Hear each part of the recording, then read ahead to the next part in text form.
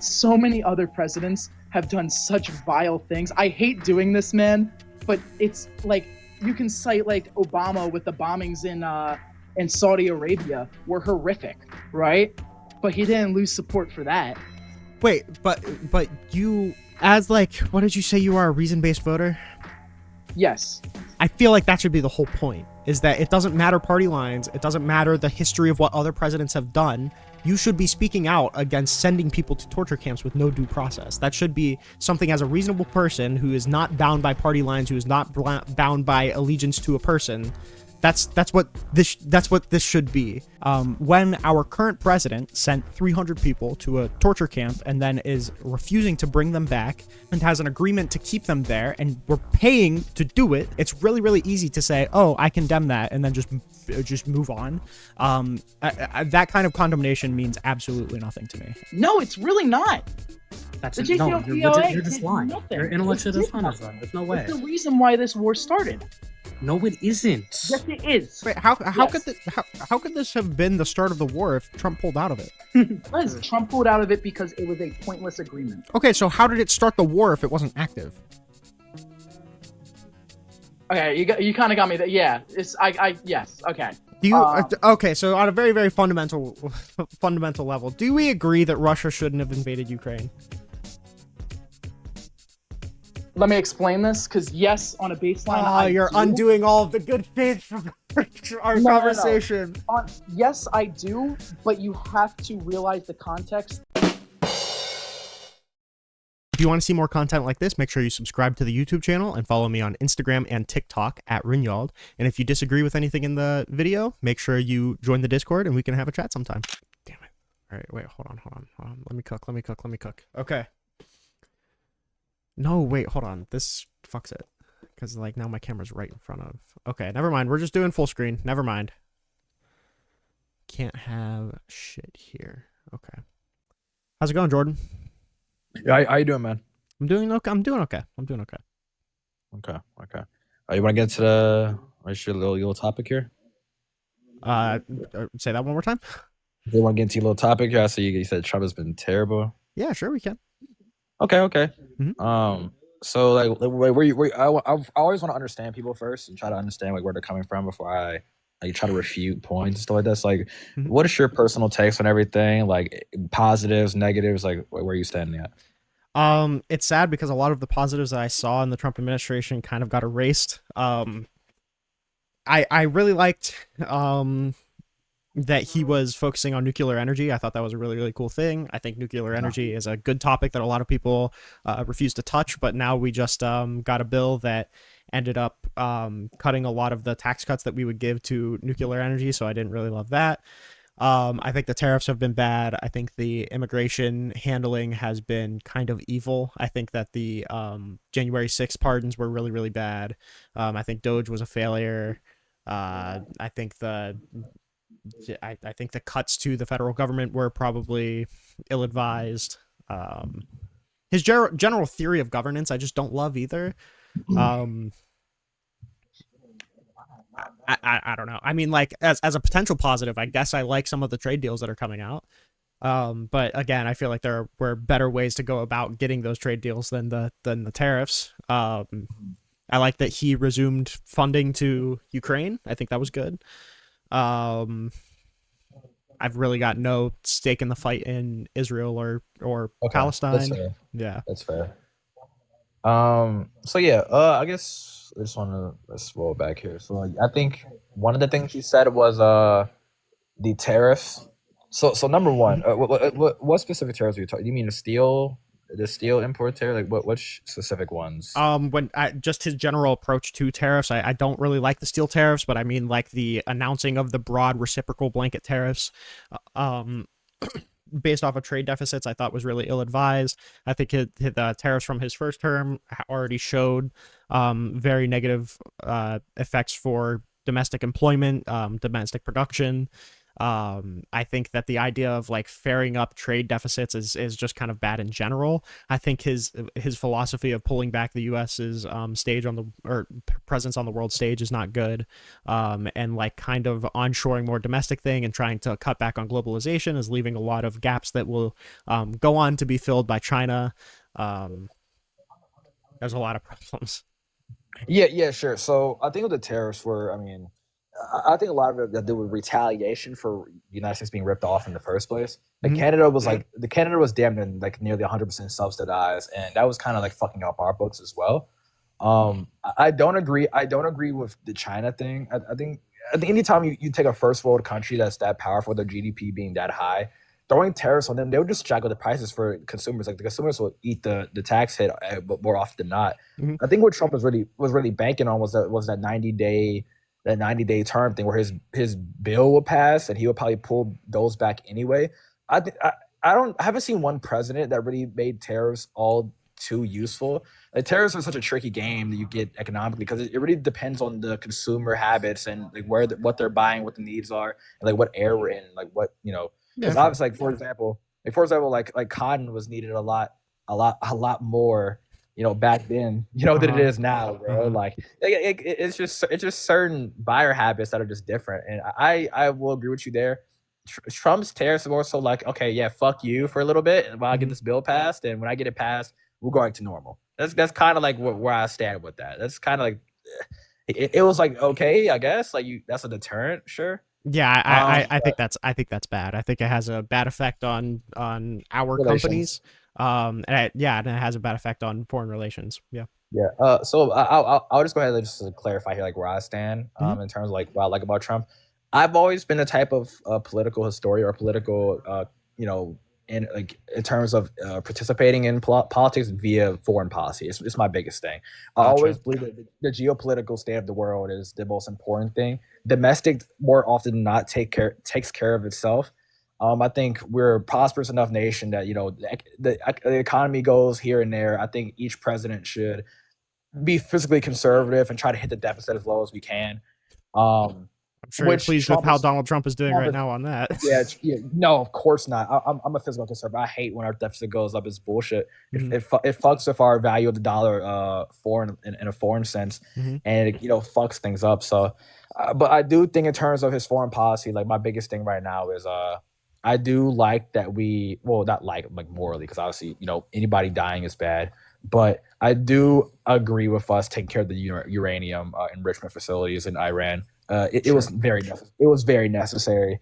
Because those guys have been chanting death to America for the better half of 20 years. If they had even the slightest chance to hit us, they will, in a major way. So I do think that Yeah, that decision was great. I'm not super against it either. I mean, I've heard good justifications. I've heard good counters. The best counter that I've heard is that it just doesn't seem like the strike was very effective. It doesn't seem like we did a really good job at preventing them from enriching uranium, and it also seems like the bill or the deal that we had with Iran on the table that Trump pulled out of in his first term would have been pretty good at the very best case scenario, preventing them from enriching the uranium in the first place, and at the very worst case scenario, at least gave us a lot more justification on the world stage to actually do a strike like this. Yeah, I think Trump's whole thing was looking at like the deal that Obama attempted to have. I forgot. I don't know if it's like Yeah, that's the one I'm talking about. Yeah. yeah. Like he was looking at it, he was like, look, these motherfuckers were already bucking the system with that deal anyway.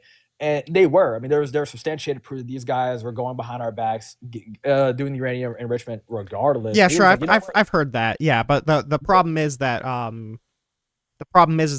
if you would have left that deal stand and actually took that to someone who could have litigated that, you would have had a lot more approval on the world stage for a Just strike like sure. that. Yeah. Sure. I think Trump's whole thing is like he's very brass, if you couldn't tell. So he's more so like, yeah, fuck the paperwork. Like if you guys don't want to listen, like we're just gonna, Yeah, but that's I'm not a that's big fan kind of of that. yeah. I mean, a part of me can understand like a part of that aggression to some extent. So I do think you're right. And I've made this point as well. Like if we had more paperwork to back it up, we would have had more like at least for optics sake, Mhm. saying, hey, these guys, we had a deal in place. We had all these parameters and they violated it. So we got to do what we got to do, right? Yeah, But sure. Trump's just like Trump is more so just like, look, we pulled out of it because they were bucking the system anyway. They weren't going to follow it. Let's not continue to waste resources on trying to litigate this shit. And a Yeah, part of I'm that not a big fan can of make that. the optics a bit. It can make the optics a bit more rough, but I think all in all, I think that it was just. I think it was justified for sure. Like we had to do what we had to do. I mean, In terms of yeah, Russia, I could probably agree that Iran shouldn't be enriching uranium in order to create a bomb. Yeah. I agree with that, sure. But the main problem that I would have in this, and a big problem that I have with a lot of what Trump does, is that I don't think he misdiagnoses the problem.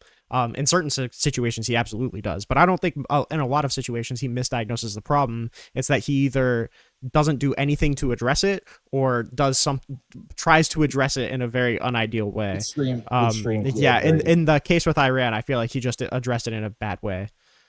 Yeah, I mean, well, let's actually like delve into like what you like. Let's say like obviously you're not the president, but let's just say like you were in power and you had opportunity. This is going to be I can short circuit this conversation. What I'm going to say is exactly what you admitted that, or not admitted, but what you said that you wish he would have done too, is like stayed with the deal, had more paperwork surrounding. So if they were actually enriching uranium past the level that they were supposed to under that deal, I would have taken that to the global community, said, hey, they're not adhering to this deal, and then went through with the strike, so we would have had more standing to do so on the world stage. Okay. That's the difference. Okay, and that's once again like that's fair. I would have did the same thing. But well, once again, like if the president of the United States says, hey, like look, litigation was bullshit anyway. And I guess like that's fine, which is why I look at it from a military standpoint. Like, that's kind of the core problem that I have with a lot of what Trump does, is that it seems like he does say, well, fuck the litigation, I want to do what I want to, and that's not good. That's not building good parameters to foster a good society. I don't like saying fuck the parameters. Right? Yeah, no, for sure. I think as long as we're not violating like international law when we do this shit, and we're not like on a world stage fucking up and making our image look bad, then sure. He went to the NATO summit. I want to go back. I wish I would have had like the NATO summit pulled up somewhere that I can like go over the transcripts and stuff like that if they're available. And see like if that topic was broached, but I don't know if he was in there getting cussed out by foreign leaders for doing that shit. I don't think so, but it's my impression that wasn't a very popular move on the world stage either. Yeah, I mean, I'll have to go back and look. I'll have to go back and look and see what the opinions were. But I mean, especially I'm like, sure Israel loved it. Yeah, I mean, I'm sure Israel, of course, like that. Yeah, but I'm saying like a lot of the like I want to see like the UK, what the UK had to say. Obviously, Russia's not a part of NATO summit, so my guess is that Russia wouldn't have been sympathetic towards it, because they're like, I mean, I don't even know if they commented on it because they've kind of got their own shit to worry about. But it'd be my impression that since they're kind of allies with Iran, that they wouldn't be in favor of that, and since they're like more or less anti-US. Yeah, what the statement was from them was, we're not going to send troops over there. Like they're just like saying, look, we're not paying for this shit. So yeah, that's kind of where their stance was. They were kind of indifferent. They're saying, look, not our problem, basically. Like, well, yeah, I'm not certain if that's indifferency as much as like I kind of got my hands full, but I mean, sure, I mean the material is the same. They're not going to do anything about it. Sure. So yeah, in terms of economics, I do agree with the tax cuts for the middle class. That's fine. I agree with that too. That's fine. The one part that I don't agree with, in terms of the language of the bill, is the lack of a term, a length term for cutting the Medicaid certain shit, right? Because the language of the bill is, we're going to cut it, but we can basically say that we can cut it right now. Like instead of saying over the next like 10 to 15 years, we're going to slowly like, go through and audit this, and this, and we're going to pull this funding because it's unnecessary, right? It's kind of where Margaret Thatcher went wrong in her prime minister, when she was the prime minister of the United Kingdom, where she did a lot of brass, immediate, butchered cuts that kind of led to mass unemployment, right? Yeah. And that's where I'm like, okay, let's just hope, like around the stage, like, let's just hope that the advisors and whoever is in charge of like, stuff like that, does it over a certain period of time that, balances out with the economy, instead of just saying, fuck it, we're just going to pull all this money and reallocate, right?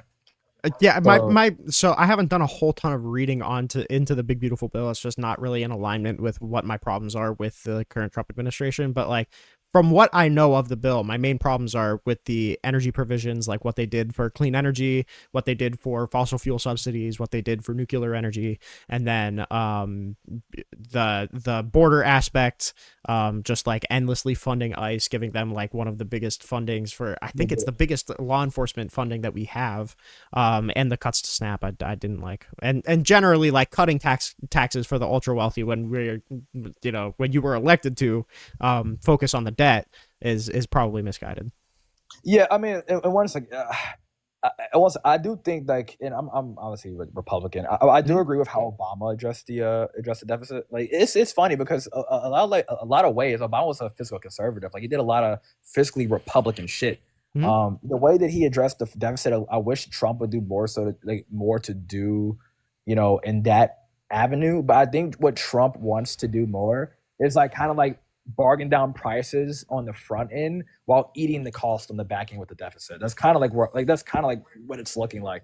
And Yeah. that mindset is like just so it's in short term okay, like shit's gonna look good for a while. Maybe some houses and VA loans are gonna go up, and that's all great. But it's just like, well, dude, that 10 also years. Yeah, that also points to a big problem with the Trump administration, is that a lot of their actions are like immediate satisfaction, but kicking the can down the road of the actual problem to whoever follows them. That's why, you know, Biden had to deal with a lot of the effects that were left with him in his term. You know, the border situation started obviously in 2020. There was a lot of things, and a lot of things that Donald Trump is doing right now that basically just necessitate kicking the can down the road, because he's not going to need to be the one to deal with it. Right, and this is the main thing with me, right? Biden, this is my issue with Biden, right? Biden spoke out against all of this shit so much, and you know the way he looked at it, and you know, but economically, the fucker didn't replace anything. He kind of just said, "Fuck it, we're just gonna let this shit rock how it was already." And yet, when Kamala Harris goes on campaign, she's like, "Oh, this, that, and the third about Donald Trump's economy, and you know the deficit here," and it's just like, well, you guys were in office. Well, to a certain extent, but also you have to admit that like the amount that Donald Trump could do inheriting the Obama economy was a lot different than the amount that Joe Biden could do inheriting the Trump economy immediately after COVID-19. Like there was a lot of stimulus spending that Joe Biden and Kamala Harris by extension had to do to recover from like the recession that they were facing. Well, to me, it wasn't really. Well, I mean, if you say by recession, you mean like inflation going up, because a lot we were still like ranked highly in GDP, like we were fine. Sure, yeah. But it was in terms of inflation going up. Like I do feel like a lot of the time, Biden and Kamala get, and that's fine to a certain extent, that they get this kind of like grace, like, hey, like COVID-19 was bad, and you guys did your best, and you know it's this, that, and the third. And then because Trump made a few comments, you know, in rallies or on Twitter, he gets kind of like no grace as well for having to do like a global pandemic in the way he did. Like he still provided masks, he still invested in all this stuff as well. And it's like, and it's just like, oh, I do think that people are a little not charitable enough for the way that Donald Trump handled COVID-19. I will say though, I don't think a lot of the like a lot of the criticisms that Joe Biden gets that are COVID related is due to the economy and inflation and the necessary things that come from like stimulus checks and massive spending bills in order to get American families to not like die on the street. Whereas Donald Trump, like most of the criticism that he gets when it comes to COVID-19 was just undermining health officials, spreading conspiracy theories about masks, like the kind of criticisms that they both get are very different. And I think that it makes sense to give Joe Biden certain grace when it comes to how he handled COVID-19 and not Donald Trump. Although I do think that Donald Trump still does probably not get enough grace for how he handled COVID-19, but there are absolutely things that you should criticize him for in regard to his handling as well. And for sure. And this is my big thing, right?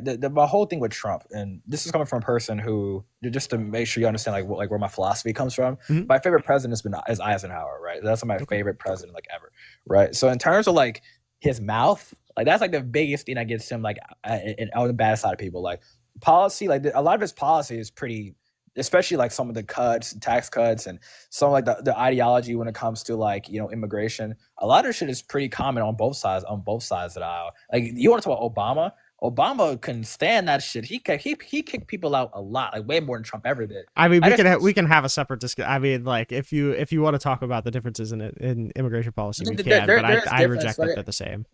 To be fair, Tom, was it Holman? Yeah, Tom Homan. Mm-hmm. Yeah, Tom Homan.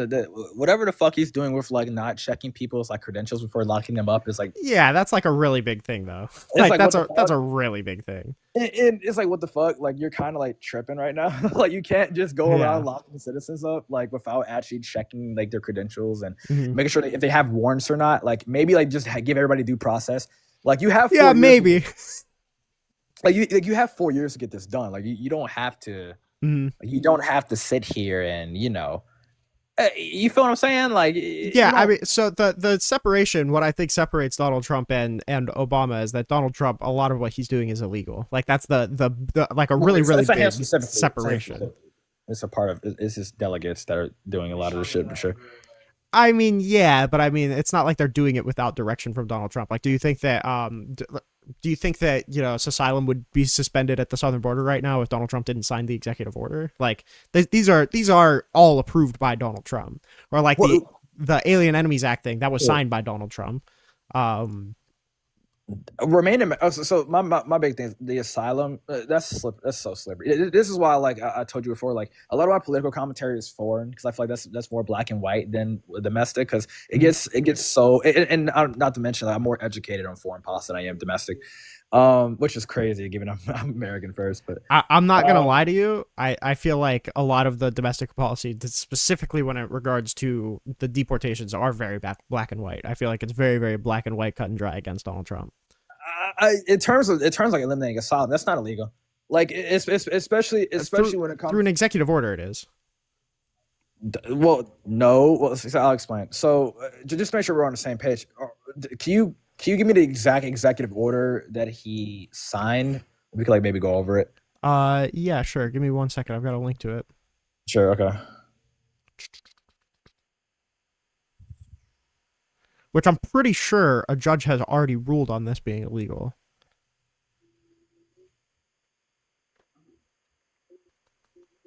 Sorry, my immigration notes are very long.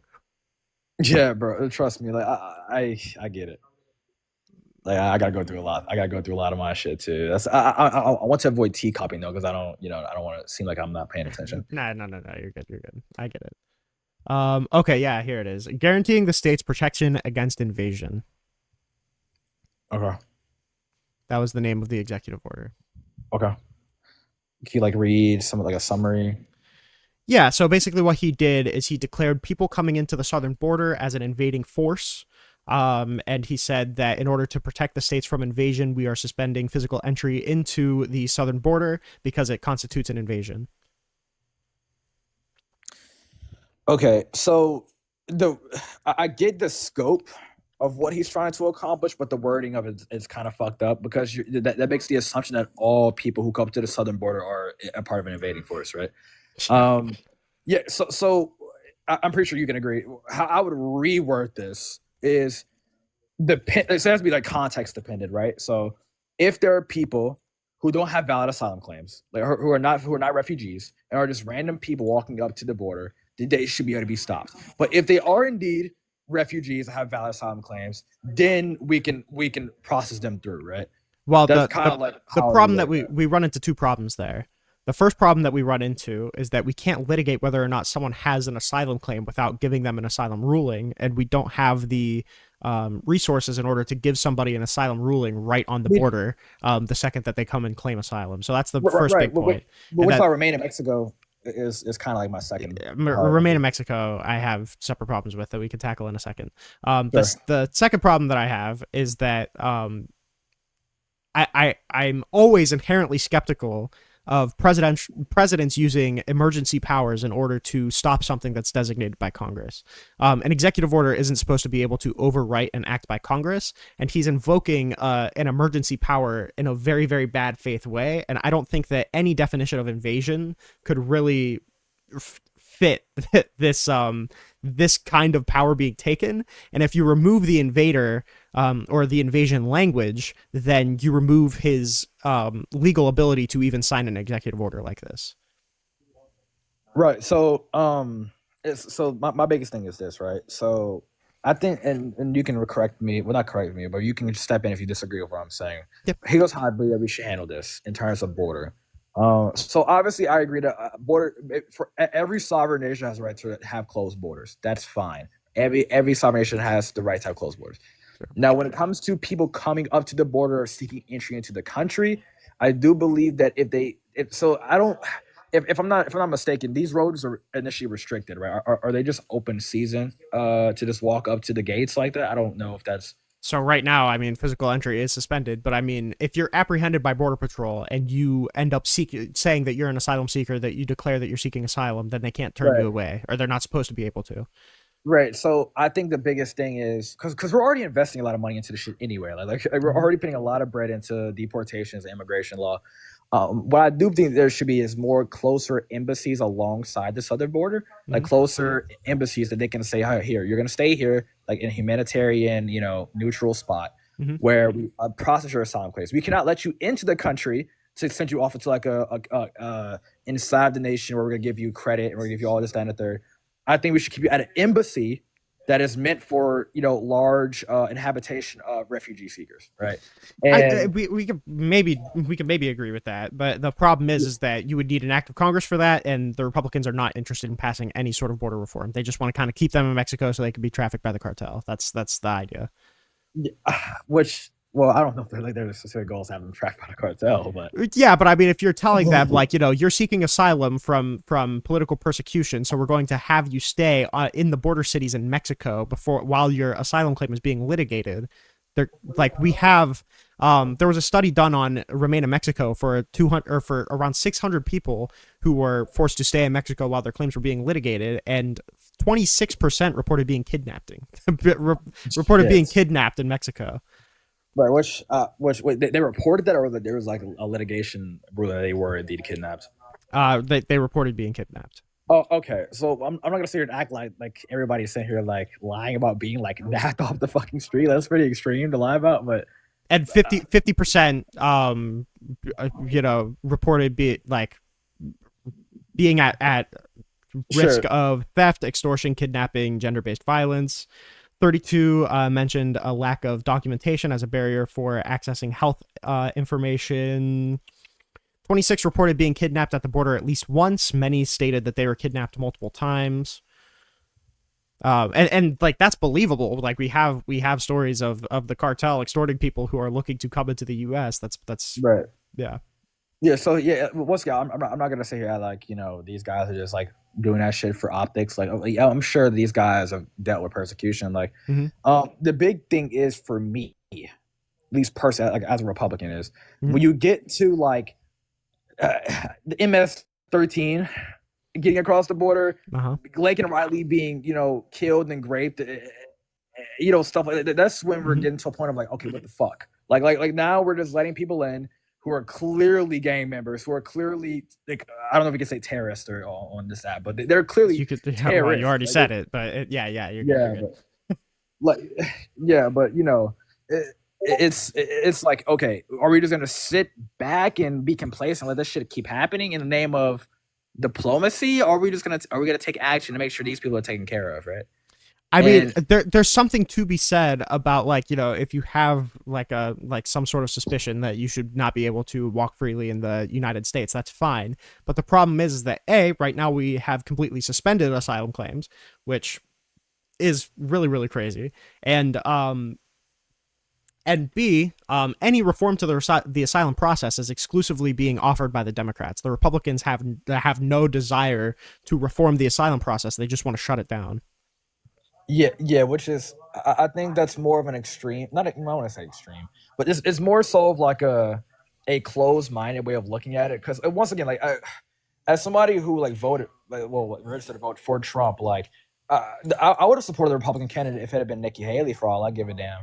It's just I just want to make sure that when we're having this conversation, you do understand that as a Republican, I'm not the typical. You could probably tell, not that I don't have the typical. Yeah. Every single not a Republican. member. I do believe. Sure. Yeah. I do believe that we should have more humanitarian embassies alongside the southern border, so that also solves the problem. Like, will there be overflow? Potentially, but there's it's still a better attempt than saying fuck it. We're just gonna stop it all together and say fuck you, right? Like, I mean, Joe Biden had like the bill that he committed to signing had asylum reform. Like that was the whole point. the problem with that was they were gonna have like non-judiciaries doing litigation claims. That was the issue with that. No, we already do that. Say that again. What do you mean, like, yeah, immigration judges are under the Department of Justice. They're not judiciary. No, well, here let me clarify. You're gonna have like people without law degrees, people without legal credentials making like asylum litigation claims, verdicts. Sorry. And that was the part. I mean, we can go back to look at it. It's like I think that's probably fine. I mean, like in order to be a valid asylum seeker, all you have to do is prove that you have what is it, a reasonable fear of persecution. I don't know if you need a law degree in order to determine whether or not someone faces a probable political persecution or physical persecution. I don't know if you need a law degree to determine that. That's something that we can, as a CJ major, we can go on all day about what legal knowledge is required to make litigation claims, litigation verdicts. Well, you're kind of presupposing that they are litigation verdicts, though. I mean, when you're saying like, "Hey, I'm seeking asylum," I mean, somebody has to process your case. Yeah, sure, but it doesn't necessarily need to be judicially heard. And that's not the way that our system even works right now. I mean, like some people of course, not totally. But what I'm saying is, on a high level, when you're introducing a bill, right, that says, "Hey, we're gonna have people without law degrees making these verdicts and letting people across the border," it leads sort of like, okay, who's nominating people for these positions? Like it gets to a slippery slope where, let's say that this bill does pass, Biden can just put a bunch of people in there, or have not people that's nominated that just essentially have open borders. Like that's kind of the Republican fear. If I'm making a commentary on I mean, realistically, without that bill, that bill and without people litigating these claims quicker, they're already saying that we have open borders. So that fear has already been fully realized for the Republicans. What this would do is be able to litigate these claims quicker, even though and it would pretty meaningfully address the asylum fraud problem that we have by not letting them stay in the country for as long. And something to keep in mind is that the Republican proposal to address this problem is either nothing or no asylum. I think that's a much inferior solution than what the Democrats are offering. Right, and you can have that opinion. That's fine. You already took my stance on it. I do believe that we should have some reform and maybe some humanitarian aid, where you have like more embassies alongside the southern border. But would you agree that the Democrats are like more poised to address this problem in a more responsible manner? In 2028 or now?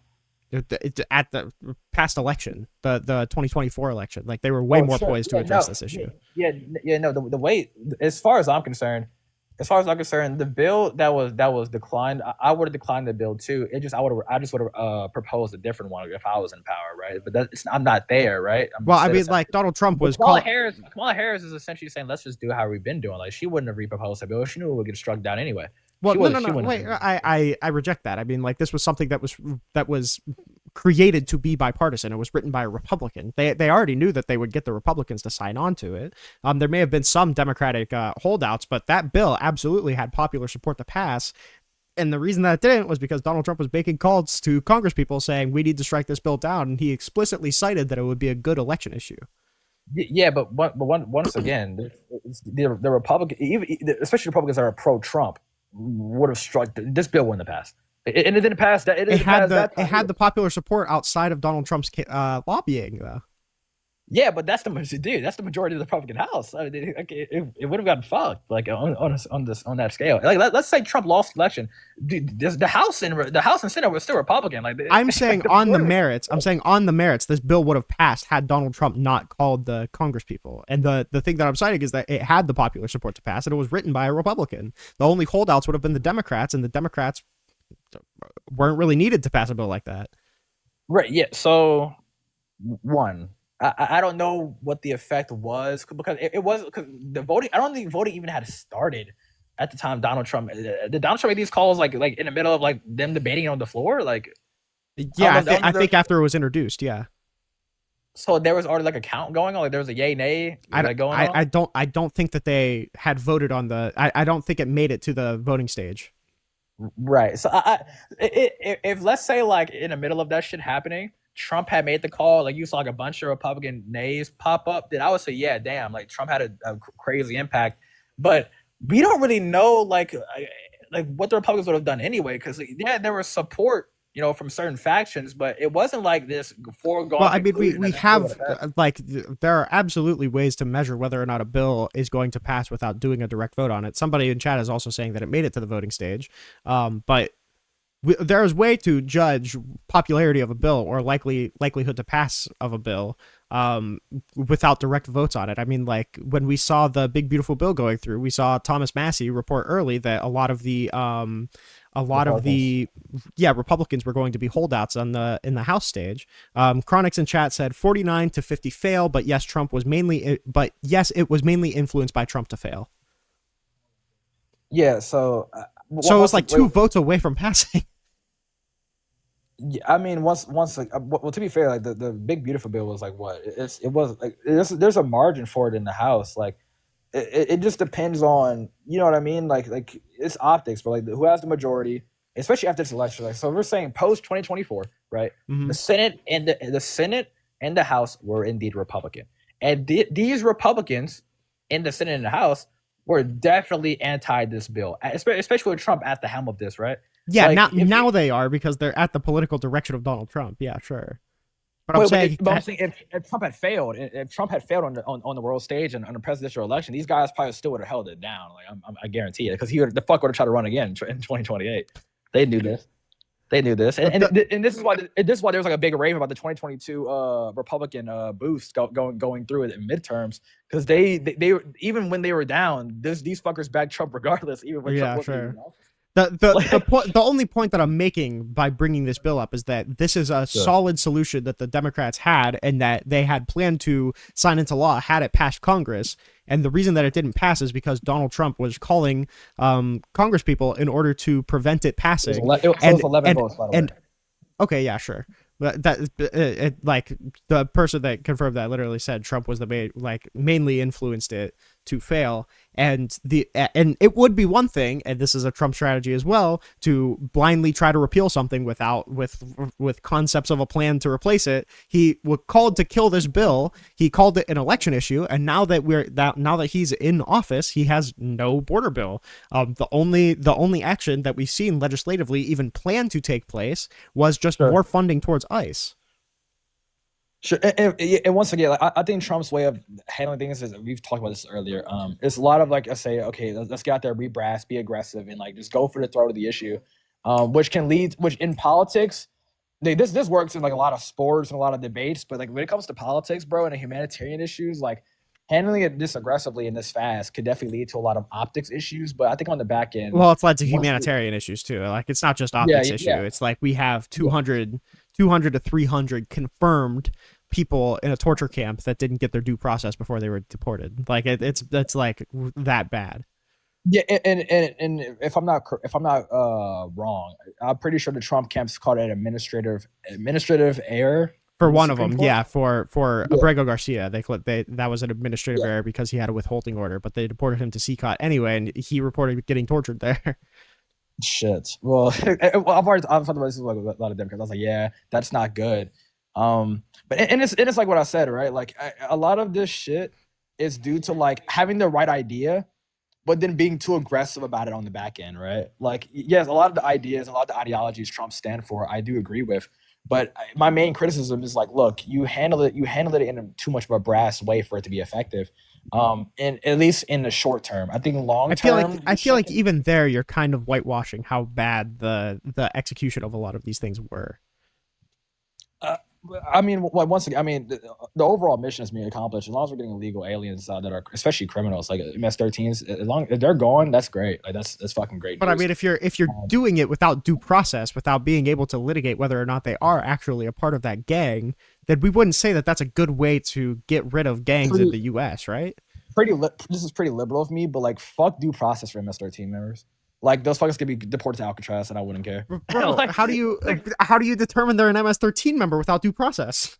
I mean, bro, these guys, like a lot of these guys live in 4K committing crimes. Like, I don't want to sit here and Bro, like have like a whole drawn out. no, wait, hold on, no.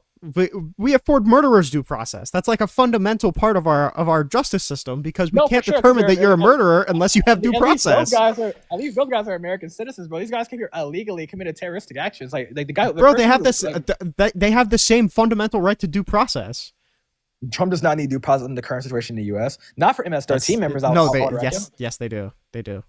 I mean, yeah, it's in the Constitution, bro. I'm not denying that. I'm just saying, like, under certain context, if you come here illegally, like, you should be at least deported into an embassy, or like Alcatraz until your shit is processed. We shouldn't keep you on the fucking streets. Like, that's crazy.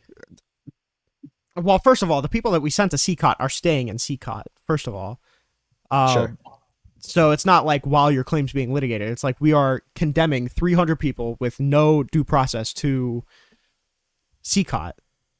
Expedited Removal and Aliens Evasion Act revokes the need to due process. Okay, I'll just that's not true, but I can bring you up if you want to chat about it because you've been in the thing. If we're just gonna read your chat things, I'm not gonna talk at you with him, bro. Like, we could have a conversation, three-way Yeah, conversation. I'm sorry to mini debate like in the chat. Yeah, no, you're good. You're good, buddy. You're good, buddy. So what you said, just so we have a shared definition of due process. Due process simply just means that you are afforded the process that's afforded to you through law. It's like kind of a redundant definition, but it's just like if you have certain rights given to you through the Constitution, given to you through certain pieces of legislation, robbing you of those rights is a violation of your due process rights. Can we agree? So I would partially agree. Like once I said, obviously I support the fact that we don't have due process because I said it in chat, blah, blah, blah. If we weren't in the current circumstance of the US, I would totally agree with you. Basically, my definition of due process is basically no matter what, whether you're migrant or not, you get the right to a court hearing on your behalf, right? That's typically how it's understood because most people do have the right, and I would say even these people do have the right, due to the SCOTUS decision, to a court hearing on their case, some sort of court hearing. But that's not just so and the reason that expedited removals don't violate somebody's due process rights is because the process that you're given if you're subject to expedited removal is not a court case. So that's not a violation of your due process rights. It's just not giving you a court case. Yes.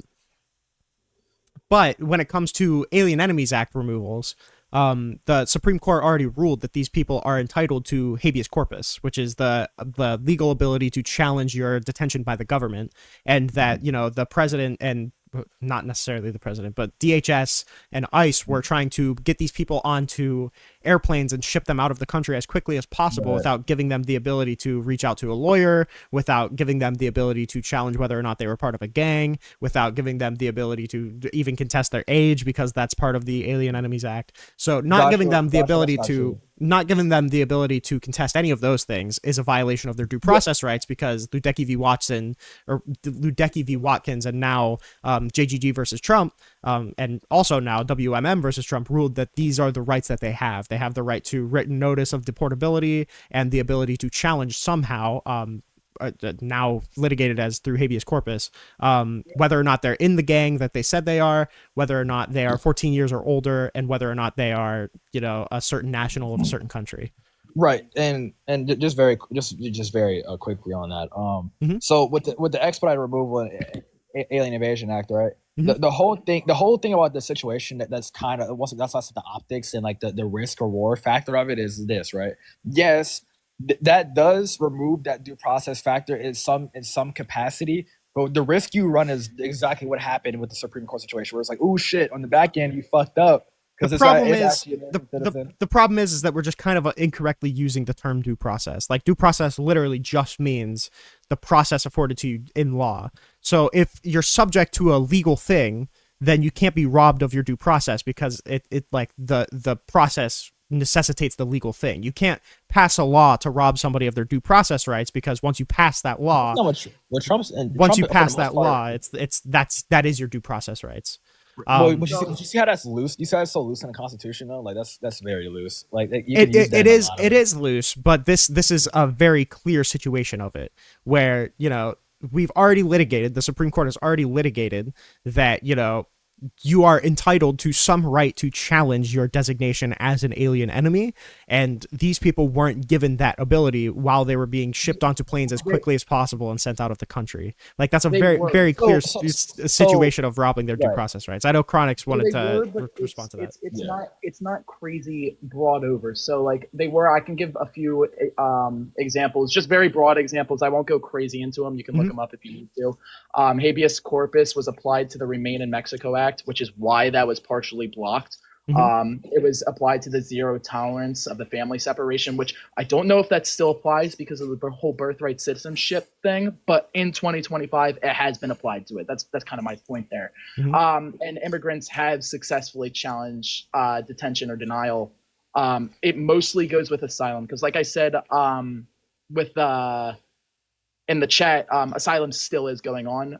You're right. Yeah, because it got blocked by the courts. But I mean, yes, but right, Trump signed the executive order to suspend asylum. Yeah. Yes, but most of habeas corpus applies to asylum seeking, in which a lot of cases it has, which is why asylum seeking cases currently take a really long time. Because most of them are from habeas corpus, so you have to put on the asylum seeking claim plus the habeas. It's a whole mess, right? But I'm not saying that's wrong. But in JGG, in JGG versus Trump, the Supreme Court ruled that the appropriate venue for alien enemies to challenge their removability under the Alien Enemies Act is habeas corpus, and the people who were deported in the first flight of the alien enemies, and Kumar Abrego Garcia, I think it was like 29 Salvadorians were included as well. Garcia, yeah, I can admit. Sorry, I don't mean to cut you off, but I just want to put my standpoint on it so we don't get too far into it. I find it as an ironic case because he was meant to be deported. It's just ironic because he was deported to the one place that he couldn't be. Was not meant to be deported to. Yep. Yeah, I mean, you can make the argument, and I won't ever, refute that. My main point with it is he was meant to be deported in the end. Yeah, sure, he did have a deportation order, but he also had a valid standing withholding order. So you could like that. And you're right. That is the one place that they couldn't send him back to. Yeah. Yes, that's why I think it's ironic because it's like it's kind of at that point where you got to say, really, like, come on, man, like, how do you? It's like a major fuck up. Like, what are we? Seriously. So the point that I'm making though is that it's now litigated, and I would argue that it was already very, very clear that what the Trump administration was doing in the handling of the alien enemies was a violation of due process rights, especially since this is a detail that a lot of people don't bring up. When they were rounding up the people to be removed under the Alien Enemies Act, the proclamation of the Alien Enemies Act hadn't even been public. The people were already on the planes with the engine firing by the time that Donald Trump published the declaration of the Alien Enemies Act. This may be a lack of legal knowledge, but I don't know if we have to like publicly announce some shit on Twitter for it to be. You have to have a public proclamation when you're using emergency powers like that. My refutal against that is the first people within the first deportation flights, specifically like Colombia, for example. All those were people that were, one, illegal within this country, obviously, which is part of the reason why they're deported, and two, had criminal charges within our country, which then applies to them to be able to have eligibility to be deported. Yeah, sure, but the problem is that eligibility to be deported and eligibility to be. Are you sure it wasn't public? When they were on the planes, it was not public. Okay. So there's a difference between eligibility to be deported and eligibility to be deported under this particular thing. There's a difference between you are able to be deported, but you're subject to certain rights. And I signed this thing so I can expedite or so I can remove the amount of rights that you're entitled to, and I'm going to deport you under that. And that's the problem with the Alien Enemies Act, is the Alien Enemies Act removes the amount of legal ways that you can challenge your detention, or challenge your deportation. And that is the grounds that he was deporting a lot of these people under. And, it's already been litigated by the Supreme Court that this was a violation of their due process rights. But currently we still have 300 of them in CCOT, where we're having, very credible reports of inmates being tortured. Like there's one story about, 160 people in a cell that's meant to house 80. I have to get going now. You guys have a blessed day. Yeah, I appreciate you coming up and chatting. You too, man. There's a story of I think it's 160 people in a cell that's supposed to house 80, and the guards were tasing the wet floors in order to send a shock to everybody in the cells. And this is the place that we're sending people with no due process. That's like unconscionable to me. So I can see your argument, right? And I'm not saying that, I'm not trying to excuse what's happening within El Salvador, even if that is true, because I know in the beginning of deportation, people tried to come up with random stories and they were proven as false. But it's been a while, right? This has been going on. It's been, what, 6 months since it was inaugurated. So these could be true now, and there could be confirmations. My rebuttal to that, it might sound a little fucked up, but unfortunately, El Salvador is not our country. Right. So we can't, other than, I guess you can make the fact that you just stop sending them to El Salvador. A lot of these migrants that are being sent there are from El Salvador. So my question is, where else do we send them? Because we can't send them to a random country. So there's a couple things I would say to that. First, the fundamental problem is the due process problem. It doesn't matter where we're sending them. I need to make sure that everybody is afforded their constitutional rights. That's the first thing.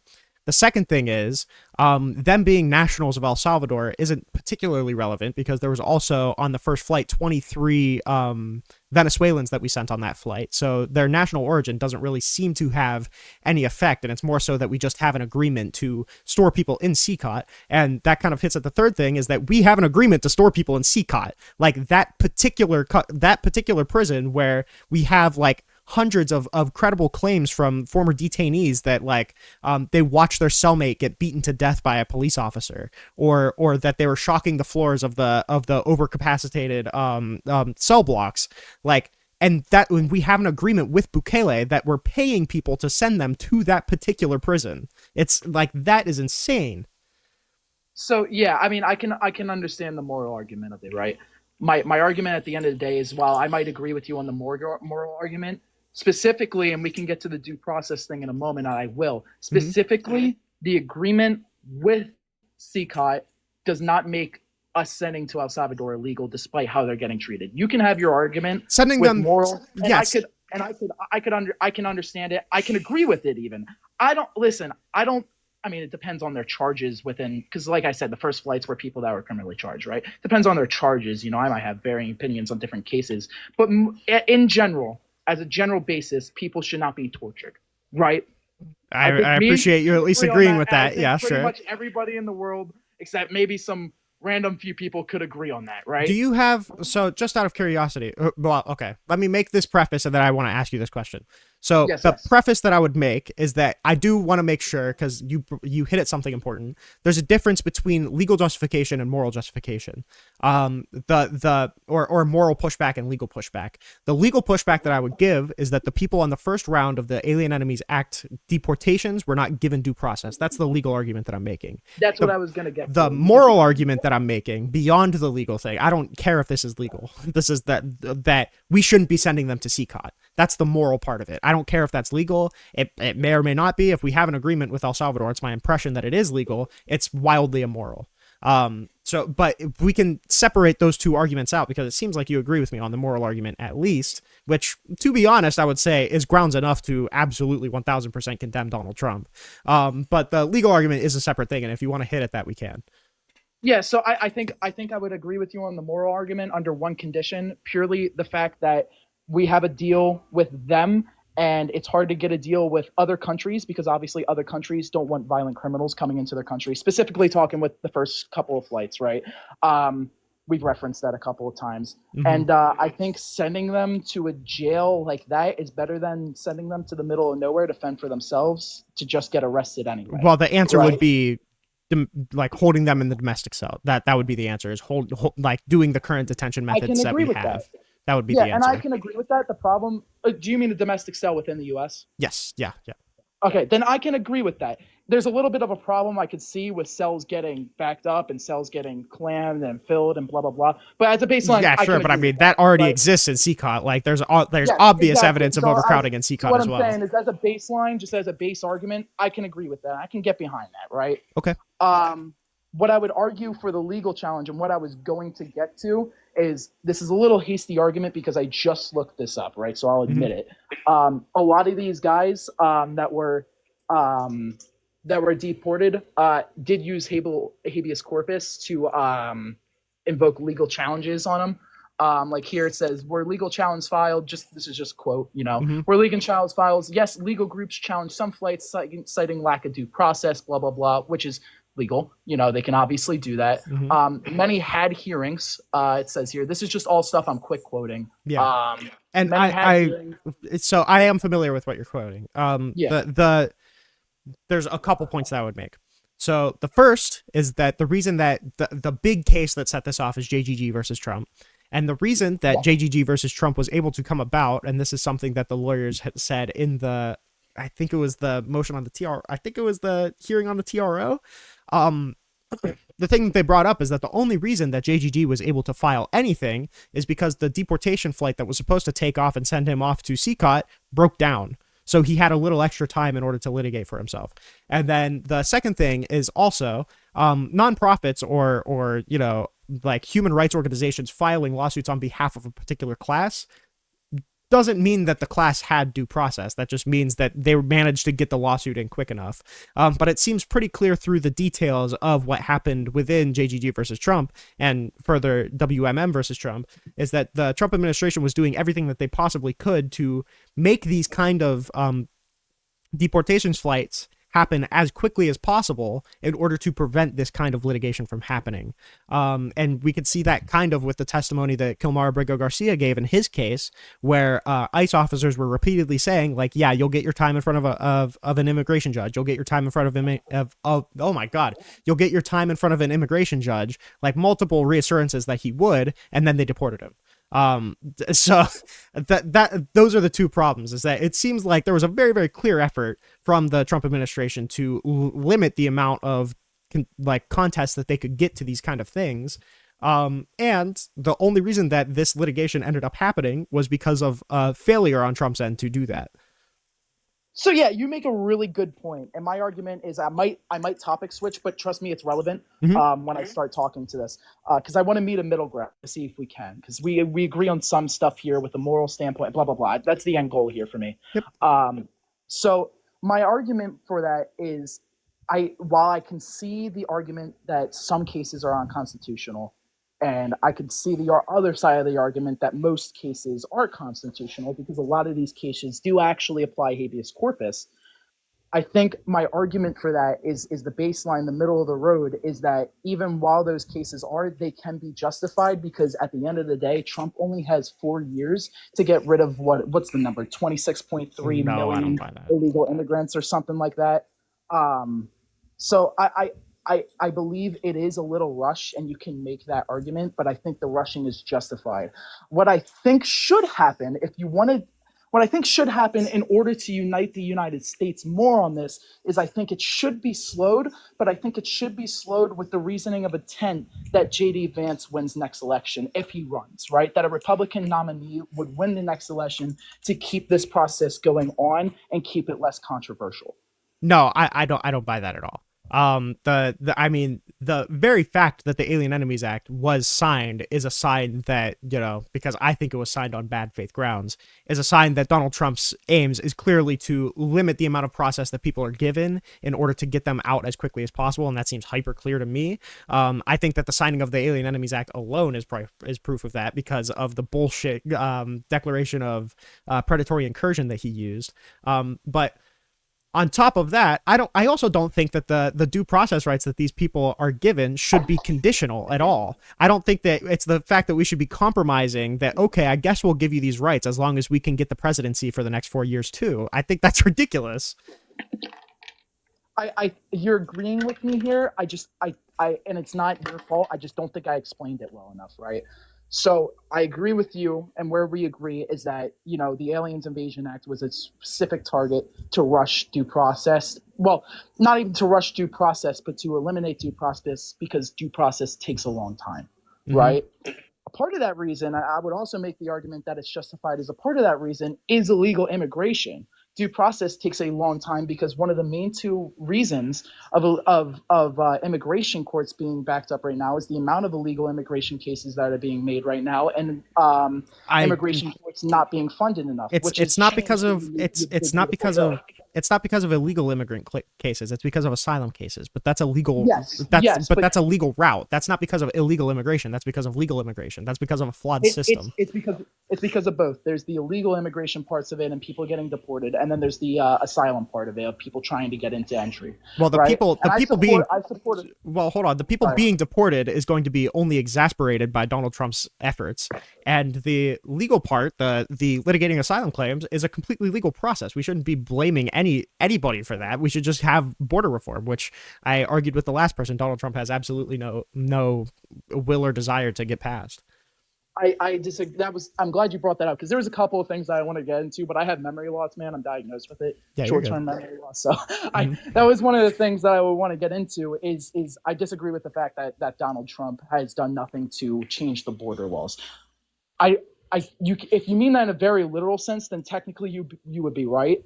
But the new big beautiful bill employs so much more money allocated to immigration courts. And yes, you're right that it also applies to ICE, but there is a specific part in the bill, I can look it up, it'd take me a little bit to find it, that does actually employ billions to immigration courts to help them fund, to help them get more judges, to help them quickly process these courts with immigration, asylum, illegal immigration, and all these other cases that are going on because they are very blocked right now because of all these reasons. Yeah, if that's true, I mean, I would probably support that particular thing being done. I disagree that is a super meaningful thing. I think that does help. But I mean, I find it very difficult to believe that any good faith border reform is going to be coming from anybody who basically has already said, like, we didn't need new litigation, we needed a new president, and is basically trying to rely on harsh deportations using bullshit invocations of emergency powers in order to get deportations done as quickly as possible without affording them the moral rights, not even legal rights, the moral rights that they should have in order to contest those kind of deportations. Before I get into my point here, I do actually want to point out that, Frank, you're right. Memory loss is from my concussions, and they're diagnosed for me. I played hockey for 14 years. I had 3 major, 1 minor concussions. So that's literally what it's from, but you were right on. Dude, I almost just lost my point. Just get into that. Holy sorry. You're good. What I would argue is I would disagree with you on the fact that it doesn't do a lot. There's there's a lot of root causes, right? You know, you could go back to the fact that, people in other countries are poor, the war-torn countries, blah, blah, blah. That's a direct root cause of illegal immigration. People want to get out as quickly as possible and get in as quickly as possible, which is why we have the asylum. That's a whole thing, right? But one of the 2 root causes why our migration system is very lengthy, our legal process is very lengthy, and why our illegal because the courts are backed up. Yep, I agree. Courts are backed up, right? Mm-hmm. What was the other one I was just about to get to, bro? I just forgot. I can't believe this. And just to possibly just short circuit this, because I agree that is something. I agree that is something. To short circuit that though, one, the Democrats would have done that too. Like the bill that was in the House would have done that as well. And then, 2, yeah, it's just the intention from the right now. Like, I remember my other thing. If you don't mind me. Yeah, go ahead. Yeah, go ahead. So the other one is, one is deportation courts or immigration courts being backed up, and 2, illegal immigration in itself. That's a given, and that's something that I hope everybody knows, right? Illegal immigration causes a lot of the problem with immigration courts. It causes a lot of problem with the legal process because I'm not saying all of them, but a handful of illegal immigrants come here and do crime. It's proven, right? And I think it's over exaggerated. And I can admit that it's definitely over exaggerated. But the fact that it does happen is the problem with the legal process, because that makes us get our background checks and other checks in our U.S. embassies that are here for legal flights and visas to the U.S. That gets them delayed so much more because we have to check all of a sudden. Now, if these people are good people, we have to, and all of that. So I would argue that the fact that we're trying to get illegal immigration done as illegal immigrants deported as fast as possible is a direct argument to what you were saying, that Trump hasn't done anything with the border, because that's, these deportations, one of the root causes. These deportations aren't going to reduce the amount of checks that we have at the border. If anything, I would feel like Republicans would be way more sympathetic to increasing the amount of checks that we do at the border. Yes, but that's the start of it. Like I said, illegal immigration is one of the reasons. And if you get illegal immigration down to what we did, we have it. What is the border crossing percent? Like 8.6, which is the lowest been in like what was the statistic? Like 20 years. What, illegal border crossings?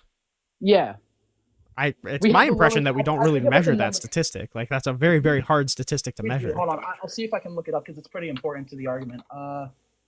Trump border crossings 2025. Let's see.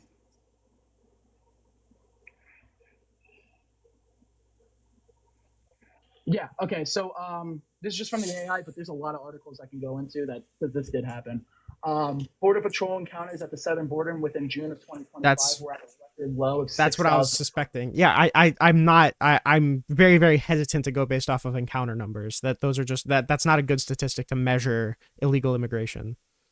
I would argue that's the only one that we have, though. I mean, I agree that it's the only one that we have, but it's the same thing as like it's the same problem with 1350. You know, like it's really, really hard to measure the amount of crime that a particular race does whenever you're only measuring the crime that gets caught. You know, it's really hard to measure the amount of illegal crossings that we have across the border because it's really, really hard to catch illegal crossings. Like necessarily illegal crossings happen without Border Patrol being able to do anything about it.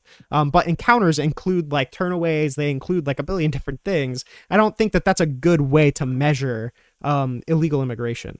But would you agree that the less encounters is inherently a good thing, whether it's a not completely accurate way to report or not, especially Not considering necessarily. the fact that it's a 93% decline over the Biden administration. I wouldn't necessarily agree that lower encounters are necessarily a good thing. Can I get a little emphasis on that? I just have no reason to believe that that is necessarily a good thing. Okay, well, I mean, I won't like say that. Well, I mean, I would say that you're wrong, but I won't like if you can't emphasis and I won't, make you do it. I can't make you do it. Well, I mean, I just don't see any reason why I would believe that encounters are a useful thing to determine whether or not I think something is good or bad. Well, less encounters basically means it doesn't basically mean because you are right. It is not the best way to measure it, and in fact, I don't think there will be any way to perfectly accurately measure how many illegal border crossings are happening at once. I mean, I would argue that it's not even a good way to do it. I mean, like necessarily, if you're trying to measure the amount of unaccounted for crossings, you presuppose that they're unaccounted for. Like that's like it's an impossible statistic to measure without like shows domestic. That the border is getting more secure. Does it not? Because we're catching less. Well. No, you would argue, you could maybe even make an argument that higher encounters would mean the border is more secure because that would almost necessitate higher turnovers or turnarounds. Sorry, what'd you say?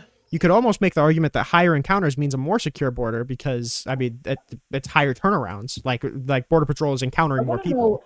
Now that you bring it up, I want to know what these actually go by because just saying like crossings were at a big low can mean a lot of different things. And you bring up a really good point, right? So I kind of this other guy can debate with you a little bit. I want to see if I can get a little more. He's my buddy. Okay. We're good. Yeah, if you don't mind, if I take a minute just to see. We love research. You can take as long as you need to. Border crossing. We'll just ask it like this because I don't know any actual better way of putting it. Illegal border crossing, a good way to measure border. Well, don't do crossings. Do is border encounters. Yeah, because what you listed was encounters. Yeah, crossings would be a good way, but we have no way to measure crossings. Yes.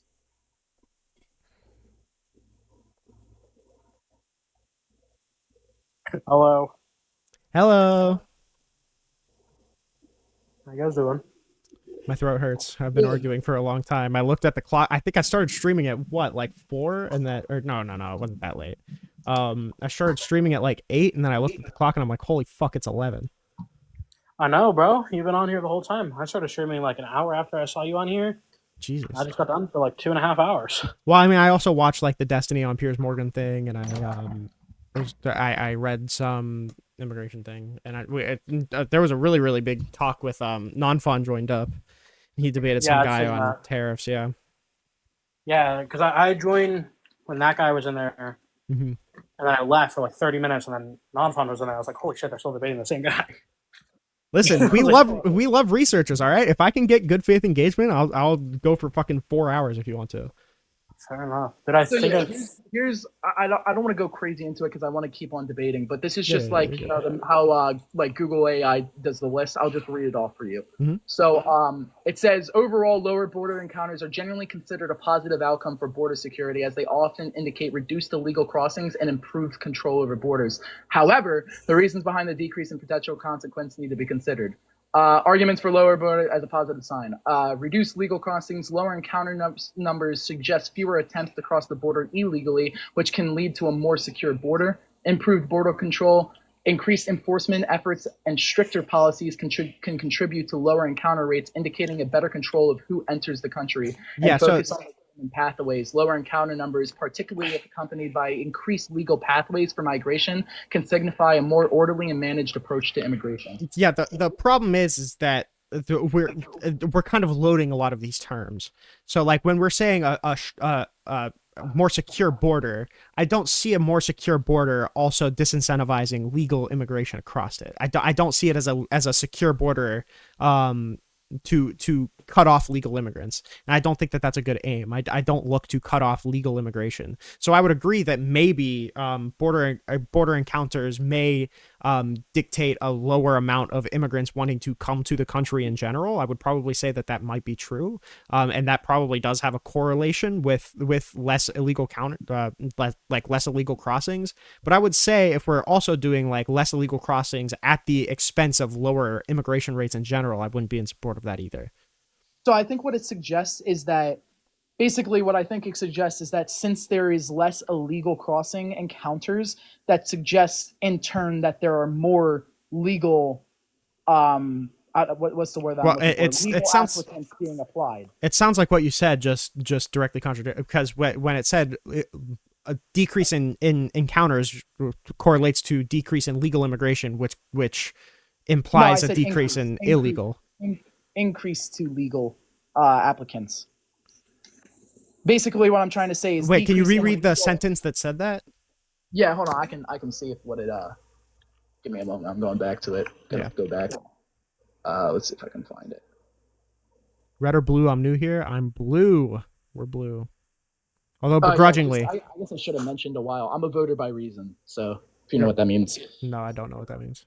So basically, I'm independent. But I will lean both left and right heavily if I believe that my reason's correct. So like right now, I'm in agreement with that. Yeah, sure. Pretty much independent with a few like quirky characteristics. And I'll tell you what, like most of the reason that I voted for Kamala Harris instead of Donald Trump was just because I felt like Donald Trump posed a really, really like grave threat to constitutional rights, and I feel like I've been more or less vindicated in that. But I mean, we can have that kind of conversation if you want to as well.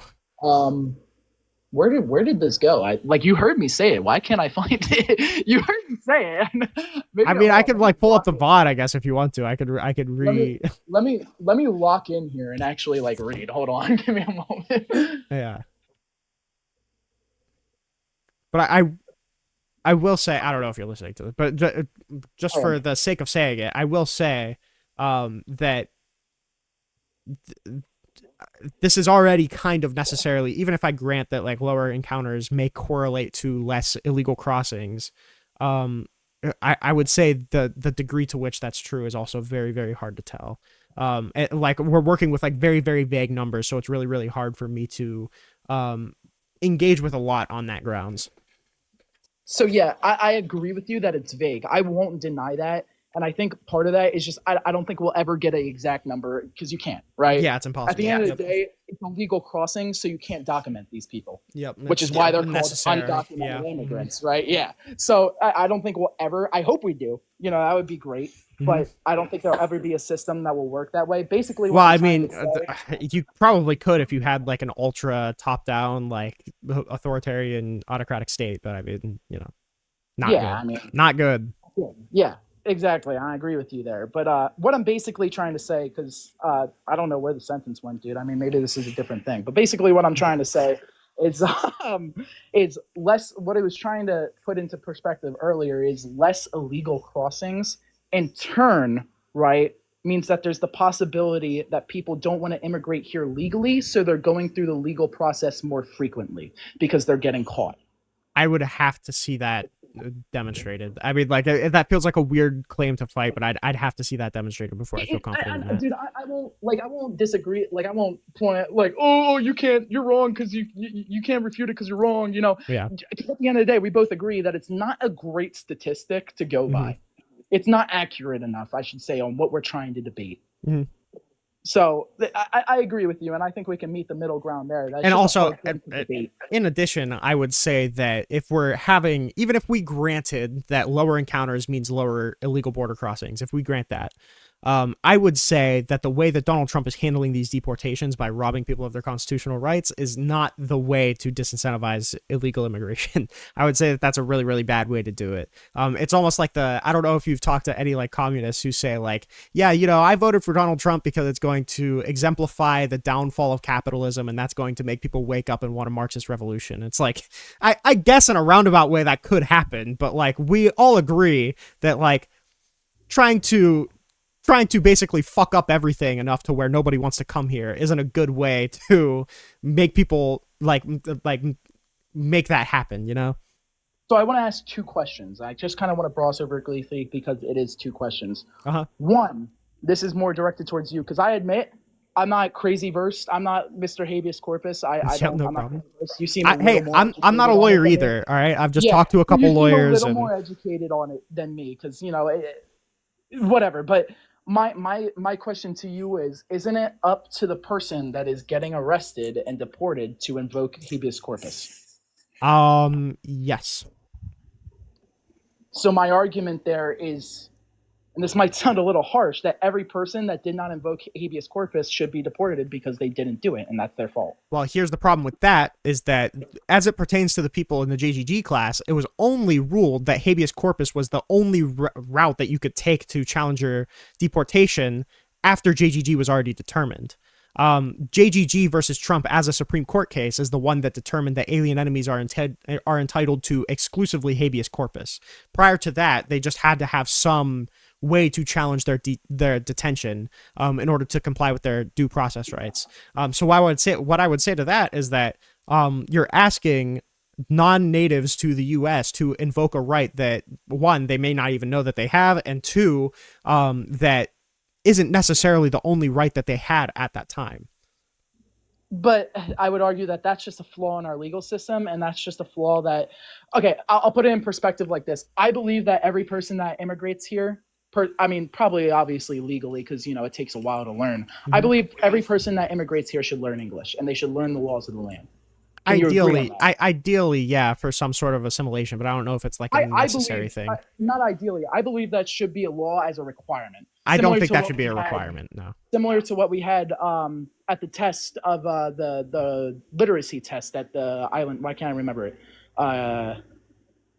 After the 50s, you know, the island outside the Statue of Liberty, you know, mass migration. Why can't I remember the island? Ellis Island, yeah. Yes, Palace Island. I think we should have something similar to that literacy test that was taken at Palace Island. Ellis Island, but wasn't the maybe? All right, I admit that my history wasn't great. Like, I feel like Ellis Island, wasn't there like a lot of really, really bad concerns with like robbing of culture with people who cross through Ellis Island? Not from what I heard of, and I'm a historian, man. So, I mean, I could be wrong, but not from what I've heard of. I haven't really heard the argument. I could hear the argument, and I have heard the argument, and the argument's correct, that literacy test at Ellis Island was flawed, and there was an easy workaround to it. But that doesn't deny the fact that I still want a version of it that isn't flawed to require literacy within the U.S. Regardless, I would say that at the very, very fundamental level, we can agree that if you're going to be punished for something, if you're going to be punished for something, you should be able to, at a very fundamental level, challenge an accusation that the government is making against you. Can we both agree on that? We can agree on that, yeah. Okay. So what I would argue is at a very, very simple level that these people weren't afforded that. They were never afforded any opportunity to challenge the fact that they were over 14 years old, which that one is like pretty obvious. But or that they were a part of a gang, or that they were removable under the Alien Enemies Act because of their citizenship. It hasn't been demonstrated to me. It was litigated in the courts that these people weren't given a meaningful opportunity to actually challenge that, and that they were being forced onto the plane as quickly as possible before they could. So I would argue that how do I say this? It's ignorant for an illegal immigrant, right, to not do the research on how to refute your case if you are knowingly going to illegally cross. No, it's not even there was not a route. It's not that there was a route and the immigrants didn't know about it. It's that there was no route. It was that whenever they would ask ICE agents questions, they wouldn't answer. Whenever they would invoke any sort of right to talk to a lawyer, they would be assured that they had that right, and then they would be deported anyway, like in the case with Obrego Garcia. It's not like they didn't know their routes. It's that these routes weren't being honored by the ICE agents. So my question would be, can you show any source, and maybe this is kind of an ignorant question to ask, but I'm just curious. Could you show any source that the Abreu Garcia, you said, oh, you're going to have a lawyer, or you're going to have a court case, and then him being deported anyway happens frequently? Or is that a very small minimalist thing? Regardless, if it does happen in this case, and if it's happening there were 200 to 300 people on this initial flight, Kilmar Abrego Garcia and the JGG class were both confirmed to be on this flight, so we could agree that if it was happening for Kilmar Abrego Garcia, that's probably the case for the rest of the flight, right? But at this point, can you agree on the fact that necessarily wouldn't be directly Trump's fault, and that's more of an ICE corruption fault? If that's an ICE corruption fault, then I would say that we should be doing absolutely everything we can right now to be bringing these people back from CCOT. But the problem is that there has been no accountability in DHS for this. There's been no accountability in ICE for this. These people are over in CCOT being tortured right now. And Donald Trump has repeatedly said, when asked by the Supreme Court and by media if he plans on bringing any of these people back, that he won't do it because they're rapists and pedophiles. So, well, a lot of the people, I think what you mean is the people that were first deported, because all of those people had criminal charges, many of which were those charges, right? But I don't know what the trend is, but a lot of Jesus. Okay, wait, sorry, I hate to be this dude, but I would need a source on that, because Abrego Garcia had no criminal record, and he was on that first flight. So the idea that everyone on that first flight had a criminal record is contradictory with what I'm aware of. No, he did not have a criminal record. Yeah, he did. He had a criminal record of overstaying his visa 4 times. That's a criminal record, because at first it's a misdemeanor when you illegally cross in, but if you're a repeat offender, okay, I'm sorry. When we're talking about criminal records, I assume that we're talking about.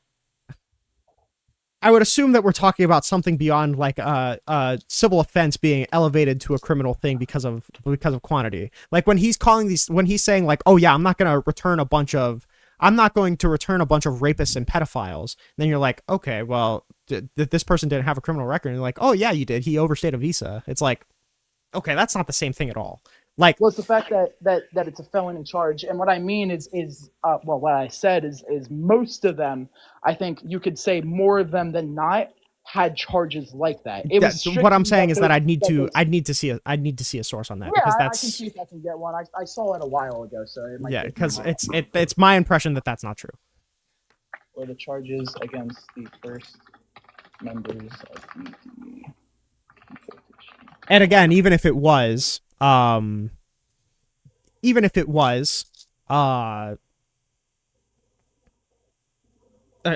that wouldn't mean that they're removable under the Alien Enemies Act. Also, yeah, there's the one report that said 70% of the people in CCOT have no criminal record, and the vast majority of the people who are in CCOT that we sent there were on that first flight. So the first flights were a while ago, but if this means anything, because this kind of just pertains to it in general in a broad sense, recent deportation flights. I don't even know what that country is, nor do I know how to say it. But so like Cuba, Mexico, Laos, Myanmar, Sudan, and Vietnam were specifically deported on planes full of. I don't know if I can say all these. Well, you don't need to, because that's a separate claim. Stuff like These kind of deportations where they're individualized when they're done because they are criminals, that's a completely different thing than the people who were removed under the Alien Enemies Act based off of the allegation that they're in a gang. So I would need it specifically tailored to this first flight. Are you talking about the Tren Aragua gang? Yeah, the Alien Enemies Act was signed for Tren de Aragua, yeah. So yeah, so it's conflicting reports. So unfortunately, we can't have like a full consensus on that because when it's conflicting reports, it's more of just trying to see what side is clear and which side is not, and you'll never get a clear answer until there is a clear answer. Well, okay, so here, but as it relates back, my problem was that these people were deported without the ability to challenge accusations. And if you say, okay, well, that doesn't fall on Trump, that falls on his cabinet members, I say, okay, well, there was no accountability, and Trump said that he refuses to bring any of them back because he said they're a bunch of rapists and pedophiles, and you agree that there's mixed consensus on it, whether or not all of these people even had a criminal record. That doesn't speak well for Trump. And I can agree. Listen, I don't like Trump as a character, right? Other than the fact that I think he's funny as hell. I think he's a funny dude, right? I think he could genuinely, if he tried as a comedian other than a president, I think he would be much more liked. But that's one of the things that I don't like Trump, and you commented on it, is that I don't think Trump holds the accountability members of his cabinet members when they do fuck up, because they have fucked up, right? But this is like a colossal, like I feel like categorizing this as a fuck up is like ridiculously whitewashing, especially when, again, I'm not willing to let Trump walk off of culpability here because he signed the agreement with Bukele to send these people to CCOT.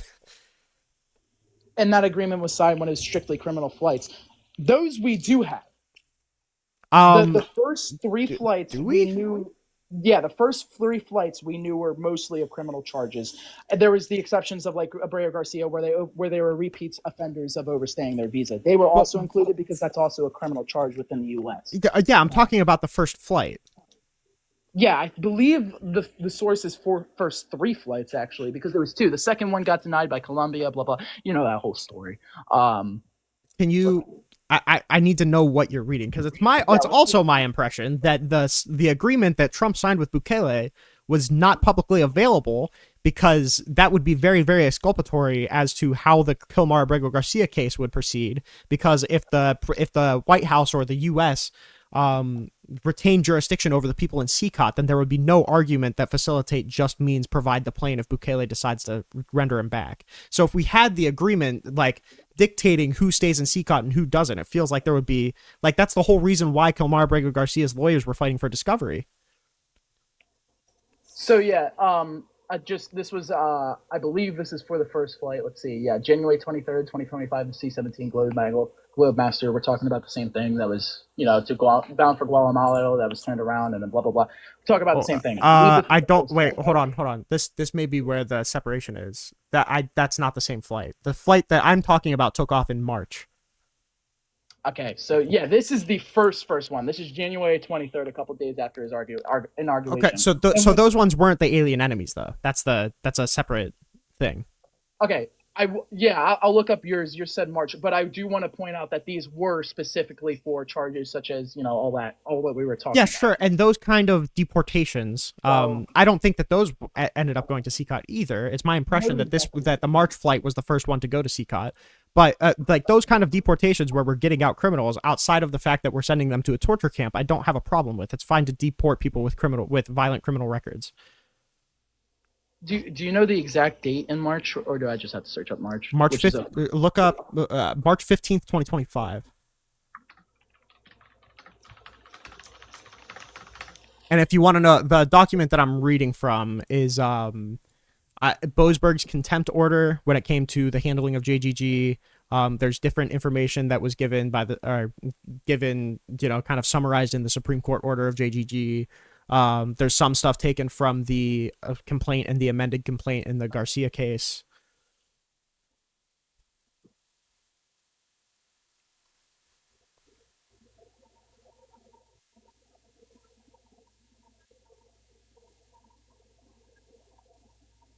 Okay, yes, but there's a little bit of context that's being left out here, right? And the fact that the Alien Enemies Act would specifically actually be applied for these because they were classified as gang members, which the Aliens Enemy Act specifically Correct. Yes. targets stuff like Yes, gang that's members and all that. that's correct. But the problem is that if you're not giving these people due process rights, then we're only relying on the allegation by the president. You and I both agreed on a fundamental, you and I both agreed on a fundamental level that if the government is going to make an accusation against you, that you should be given the ability to challenge it. And what I'm saying is that the only thing that we know that designated these people as gang members was the ICE's determination of it, and these people weren't given the ability to challenge this deportation. Yeah, and if you mind, I'm gonna look up if there was actual any substantial evidence, even as of now. Let's look that up because that's something I don't know, and Even if there was, like at a very fundamental level, we both agree that these people should have the ability to fight that determination, and they weren't being provided with it. That's the whole crux of JGG being decided in the way that it was, because it ruled that it was a violation of their due process rights, because these people are entitled to some relief, and they ruled that the appropriate relief was habeas corpus. Was habeas corpus ruled at this time of March? No, it was ruled afterwards. Okay, so this I would say is the exception because habeas corpus was not a thing in the Alien Enemies Act was. That's true. However, like we said, we agree that on the very fundamental right to challenge an accusation made by the government, these people weren't given that right. And we at least know that from the ruling on the Japanese internment camps, because the Alien Enemies Act was used for that as well, Ludecki v. Watkins. Was that the 1950s or something, that one? Yeah, something like that. It was Ludecki v. Watkins was the case. And that ruled that judicial intervention in these kind of cases can be appropriate if it's litigating the fact that this person is a part of the nation that you say they are, a part of the organization that you say they are, or an alien enemy 14 years or of age or older. Yeah, let's see if there was actual any confirmed evidence. You can, but I mean it's materially irrelevant to the claim that I'm making.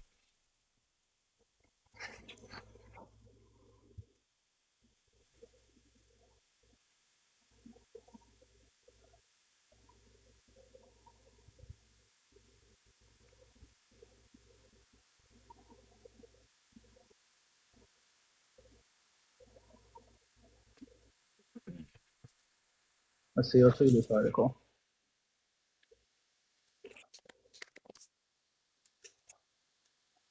But I mean, I would also say that like cases like Kilmar Abrego Garcia's are kind of illustrative of the amount of research that the government agencies were doing before these deportations. So my personal belief, right, is I believe that I forget what the exact amendment is. Is the fifth? I can't remember, right? But the amendment that includes due process and all that. I can't remember the exact one. My school sucks, right? It's okay. But my personal belief is that amendment should not include people that are not U.S. citizens, because, and the reason why I think that is because the Constitution is specifically wrote for U.S. citizens in most amendments, and I don't think it should differ between amendments. That's insane. If we get rid of due process rights for non-citizens, then we could just kill them. Like, what would stop us from just killing them? I don't see how that would allow us to kill them. Can you just elaborate a little bit? Well, if they have no due process, that means that no rights apply to them. So why wouldn't we just like, oh, we don't want you here, so we'll just kill you? It would be a violation of law. That would be murder. Like if the government did it, they were like, hey, we don't want you here. The rules don't equally apply to illegal immigrants. Well, I mean, I guess you can say that, but what I'm really saying is that we shouldn't have to, specifically for deportation, because they came in here illegally, they should not be able to hear their deportation. That's insane.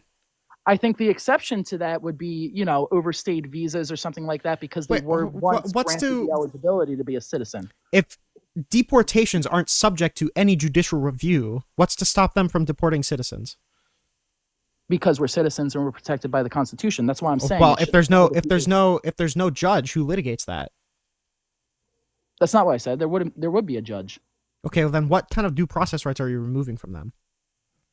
The due process specifically for, I believe, if they're being deported for being here illegally, as in, let's say expedited removal, Aliens and Invasion Act and all that. They shouldn't have due process rights under the exception that they had no proof of identity, that they once had a visa, they once had asylum, they once had anything like that, right? They once had we already do that. That's if somebody's subject to expedited removal, that's how that works. If they can't prove that they're a citizen and they aren't an asylum seeker, then we can expeditedly remove them. That's already how our system works.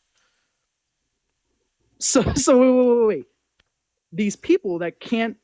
All these people that can't prove that they are legal citizens or once were legal citizens, therefore should not have due process, right? Again, you're misusing the term due process. Due process just means that the rights that we enshrine to you in law are afforded to everyone equally. Yes, but we can what I'm saying is we can remove them under expedited removal. Not necessarily. There are certain conditions as to which people are subject to expedited and which ones aren't. Okay, maybe we're rambling on here because yes, you're right. 100 miles within the border. What is it, like 160 days or 100 days? I forget what the exact days is, but I know it's 100 miles between the border. I know, yeah, that proximity to the border and like when we get them is a really big determining factor on whether or not someone can be expeditedly removed. Days being in the U.S. and like 100 miles from the border or something like that. Sure, yeah. I think that's it, but yeah, my other question from earlier when I said I wanted to ask you two questions is my one question: do you believe deportation is okay to do? Do you think mass deportation, not as in the fact that just discard, the whole legal thing and what Trump is doing, whether you think it's constitutional or not? Do you think mass deportation is needed? Needed? No. I think you could do it. I think it's stupid, but I don't think it's needed. No. That's where the rift lies. I think it's needed. But before we move on to that, yeah. Could we agree now that non-citizens should have due process rights? Could we agree on that? Well, yes, because it's in our Constitution. I mean, I'm not going to argue. I'm not going to say, "Oh, the Constitution should be completely rewritten." And if these people were not given the ability to challenge the accusation made by the government, that is a violation of their due process rights, right? Yes, pre-habeas corpus. So we were. Yes. So it is correct. Sorry, after habeas corpus, yes. Sorry, that's why. No. Even before, like Ludecky litigated that these people have the right to contest whether or not they're an alien enemy, and that right wasn't afforded to these people. Well, I mean, we need more research into that because there's a lot of conflicting reports. That's what I'm saying. Is a lot of this is hard to debate on. There's not really conflicting reports. What you're talking about is conflicting reports on whether or not they had a criminal record. That's irrelevant to the Alien Enemies Act. That doesn't matter. Okay, yes. Okay, so they weren't given a meaningful opportunity to contest this. So is there anything wrong with the statement that I'm making that these people were being sent to a torture camp with no due process? As a baseline, no. I think my only objection to be that, and this is a personal thing, and this is where we disagree, and I don't think we'll be able to meet a middle ground on, is I think that, the whole habeas corpus thing should be researched on if you're coming in illegally. And that's just something that me and you... Well, it's not a matter of researching on it. It's that the route of habeas corpus hadn't even been litigated. By the way, I don't even know if that was necessarily a good ruling, but that hadn't been litigated. And any appeal to a lawyer or any appeal to any sort of process that these people were making were falling on deaf ears. It's not that they didn't know the route. It's that they weren't being provided the route. We're looping here because we went over this. We looped back to that pre-understanding of that's how that worked. But that is true. I mean, and that's like self-evident on the Garcia case. On that. We agreed that Trump should hold his agencies and his cabinet members accountable if it is happening. Okay, but the caveat that you gave that these people should be informed on habeas corpus before they came in isn't applicable here at all. I don't understand where it's applicable. Are you talking about pre-habeas corpus where it was actually... I agree. I don't understand where it's applicable. Like it's not applicable here. That caveat is not relevant to these immigrants. I think after habeas corpus, where I think it's applicable is after habeas corpus and after it came public. I think the least you can do if you're entering illegally is educate yourself on a public information. They were already on the plane, which, by the way, yeah, the alien enemies. I'm not talking about the people on the plane. I'm talking about in general people entering. Okay, from so that. in general, I agree that immigrants should know their rights in the country that they're coming into. I agree, but I'm saying that these people, these 300 people on this first flight, had no due process and were sent to a torture camp. Like I don't understand how that's not unconscionable. Yes, no, I agree with you on that. Under the circumstance that that they did not have criminal charges, and that's why I was talking about. Why would they need criminal charges? Because then that would be invocable under the Alien Enemies Act. No, it wouldn't be. Maybe I'm misunderstanding here, but basically what I'm saying is a baseline, yes. Like criminal charges are irrelevant to the Alien Enemies Act. Maybe I'm being dumb, but listen, okay. man, as a baseline, I agree with you that they should have due process in general. And I don't. Okay, so now if we agree on that, I don't understand how we can't agree that supporting somebody who's doing that, or supporting somebody who is letting all of his cabinet officials do that with zero repercussion is bad, is really, really bad. Because like I said before, I believe that mass deportation needs to be done in order to... I agree with you on the fact that the legal system should be reworked and the border should be secure, right? Uh-huh. We both agree on that. But I believe mass deportation is a extremely big step. We're not even necessarily like...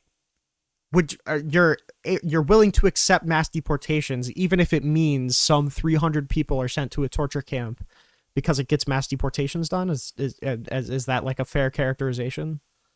I can accept that there has been mess ups within this administration, and I don't tolerate them. Those, but I don't. Not mess ups kind of removes agency from these people. Like, this was the intentional thing. They have a deal to send them to CCOT.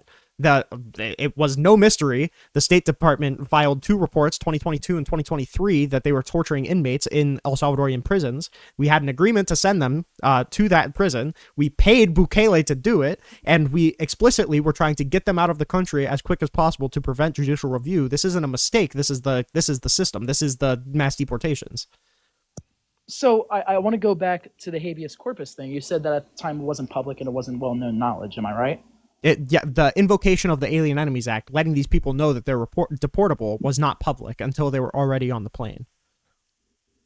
That I don't believe that's true, because I remember back then the whole big controversy was whether Trump was able to invoke the Alien Enemies Act because it was such an old act. Yes, there was rumor that he was going to do it, but there was rumor that he would do that in his first term too. Rumor that he was going to do something doesn't mean that we knew that he did it. I can read you the specific timeline. Yeah, go ahead. I've got to find it real quick first, though. But the timeline, like the specific timeline, is given in the contempt order from Boasberg and JGG.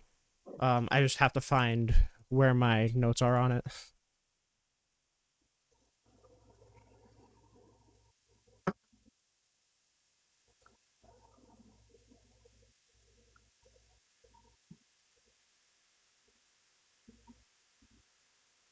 Shit, do I have a thing called JGG?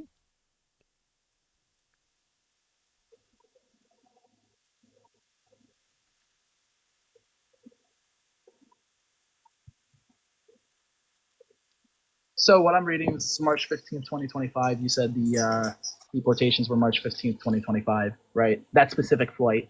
And what you're saying is that this happened basically at the same time, but it was not made public so they could slip judicial review, right? That was part of the way that they wanted to slip judicial review, yeah. Or like make it so, these people couldn't have a meaningful ability to challenge their deportation because they didn't even know what they were removable under. Okay, yeah. I'm just confirming. Contempt, JGG. This is like a 46 page document, so give me a second. I've got to... Yeah, no, it's okay, dude. I get it. Listen, I've been researching the big, beautiful bill, and I'm still not done with that. I barely scratched it. Okay, so this is under factual background. This is when Boasberg, the judge in the JGG case, was reviewing... Because I actually want to see this, too. Like, I really am kind of interested in this. What'd you say?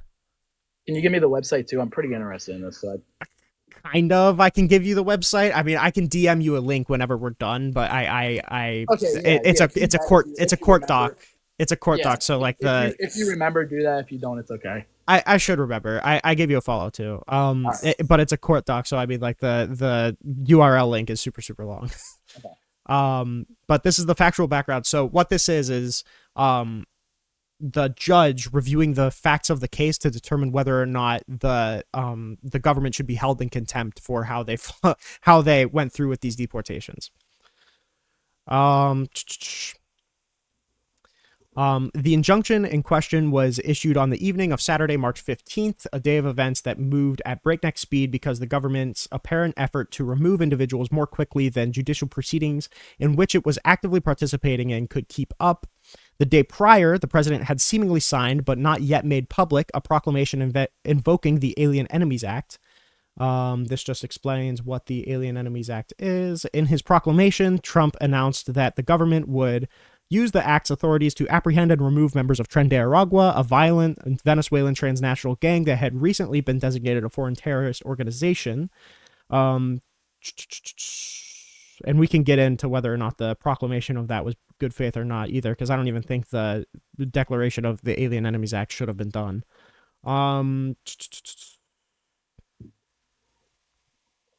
Wait, hold on. Where's the timeline part? Oh, okay. Hold on. Okay, yeah, here it is. So this is on page 3 of the document.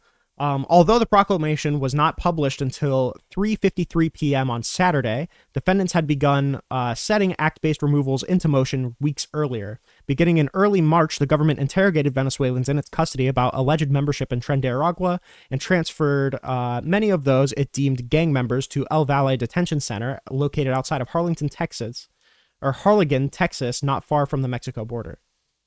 So they were rounding people up in the weeks prior to the act even being declared in order to deport them under the act that hadn't been made public until Saturday. Okay, so my one problem with this is that it wasn't made public, because it was signed there, but it was public that it was going to be signed. So my main problem with this is this is from whitehouse.gov, but this is just a historical timeline, right? This is like almost like National Archive. So hold on, I lost it for a moment. This says, based upon a review of TDA's activities in consultation, I'm going to ramble here for a lot, in consultation with the Attorney General and the Secretary of the Treasury on February 20th, 2025, acting pursuant to the authority of 8 U.S.C. 11889, the Secretary of State designated TDA as foreign terrorist organization. Basically, this was done on February 20th. That's why I had to read that, right? Yes, but to be clear, I don't know if you're going to go on to read more, but designating Tren de Aragua as a terrorist organization does not necessarily invoke the Alien Enemies Act. That's not the same kind of proclamation, just to be clear. Yes, but you can still detain them. Yeah, you can detain them, but that doesn't mean that they're immediately deportable under the same circumstances that they would be under the Alien Enemies Act. So I'll get to that in a moment, but I was going to read a little bit more. So, yeah, go ahead. As president, this is the important part. As President of the United States and Commander-in-Chief, it is my solemn duty to protect the American people from the devastating effects of this invasion. Now, therefore, I, Donald J. Trump, President of the United States of America, by the authority vested in me by the Constitution and the laws of the United States of America, including the Alien Enemies Act 50 U.S.C. 21, hereby complain as direct follows. And it basically says, I find. Wait. What are you reading? This is whitehouse.gov. This is the presidential actions. Just look up and invoke. So, okay. Yeah. The invocation was done prior to the rounding up of the people. That's what I'm saying, is that proclamation that you're reading off was the one that was published at 3:53 p.m. This was February 20th. No, it said that the designation as a foreign terrorist organization was on February 20th, not that the Alien Enemies Act had been signed. No, this includes the Alien Enemies Act, 50 U.S.C. 21. It says right here, by authority vested in me by the Constitution and laws of the United States of America, including the Alien Enemies Act, 50 U.S.C. blah, blah, blah. What are you reading? Here, I'll show you. It is, you can look up while I show, invocation of the Alien Enemies Act regarding the invasion of the United States by Tren de Aragua. It's a whitehouse.gov. But this is... okay, yeah, this is the same proclamation. Invocation of the Alien Enemies Act regarding the invasion of the United States by Tren de Aragua. That was published on March 15th.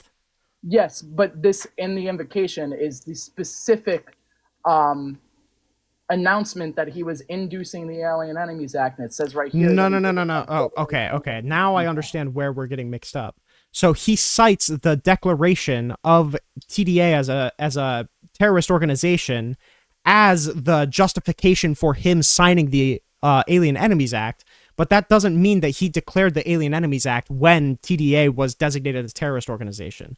The proclamation that you're reading was published on March 15th, and that was the first invocation of the Alien Enemies Act.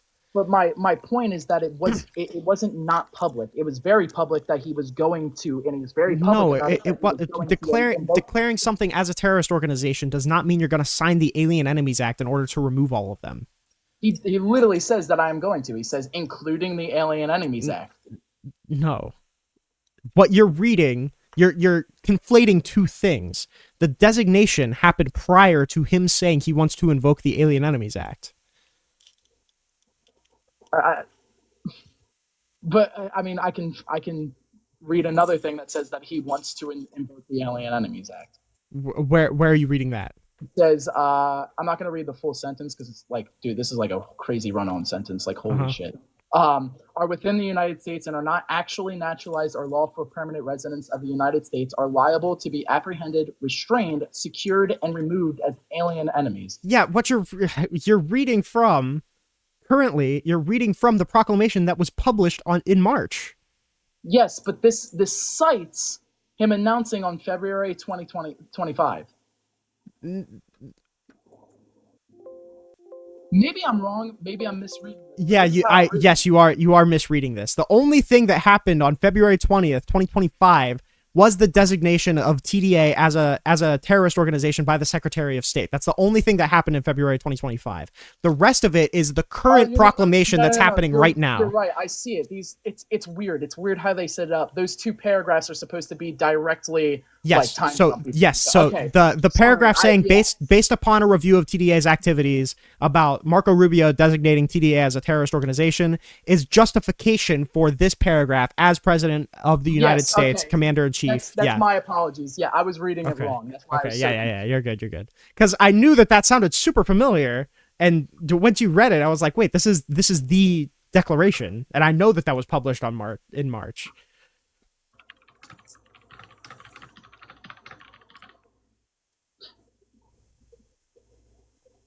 Yeah, no, I got confused there. That's okay. You're good.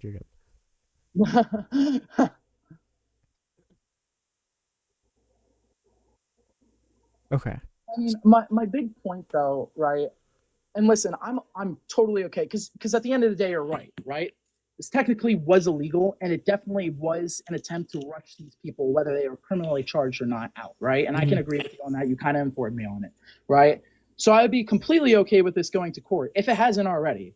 It has gone to court, but I don't think it's gone to court enough. I honestly feel like I don't know about grounds for impeachment, but I feel like Donald Trump should lose all of his supporters because of this. I feel like the amount of accountability that needs to happen for this, for sending people with no due process to a torture camp, has to be extreme. Like, not extreme as in like hurt anybody, but there has to be very, very strict consequences. And I feel like he should lose a lot of supporters over this because I feel like it's completely unconscionable. It actually makes me sick that this kind of thing happened. It's so completely against everything that America stands for. I can get it, right? I can get the viewpoint. I wouldn't lose support, and I hate doing this, right? I try not do it often, but so many other presidents have done such vile things. I hate doing this, man, but it's like you can cite like Obama with the bombings in Saudi Arabia were horrific, right? But he didn't lose support for that. Wait, but you, as like, what did you say? You are a reason-based voter? Yes. I feel like that should be the whole point, is that it doesn't matter party lines. It doesn't matter the history of what other presidents have done. You should be speaking out against sending people to torture camps with no due process. That should be something as a reasonable person who is not bound by party lines, who is not bound by allegiance to a person. That's what this should be. that like you should be the perfect person to be calling Donald Trump out on this, regardless of his party affiliation or regardless of what the other party affiliation would have done. My problem with this election is it makes me compromise like this because the election candidates were so shitty. I don't like Trump. Like I said before, I don't like Trump, right? I don't like him as a character. I think he's funny and that's about it, right? The problem with this election is it put evil against evil, right? It put, okay, this selection is bad, but this selection it put is kind worse. of bad against evil. That's what it did. Like what do you think Kamala Harris would have done that would have been even remotely comparably as bad as this? There's a lot. I can go into it if you want to debate that. I mean, it's a matter of if you want to go into that topic because there's a lot. Give me your strongest example of what you think would have been my strongest example. Equally as bad as this. I think this is a common known one. If not, I can elaborate on it.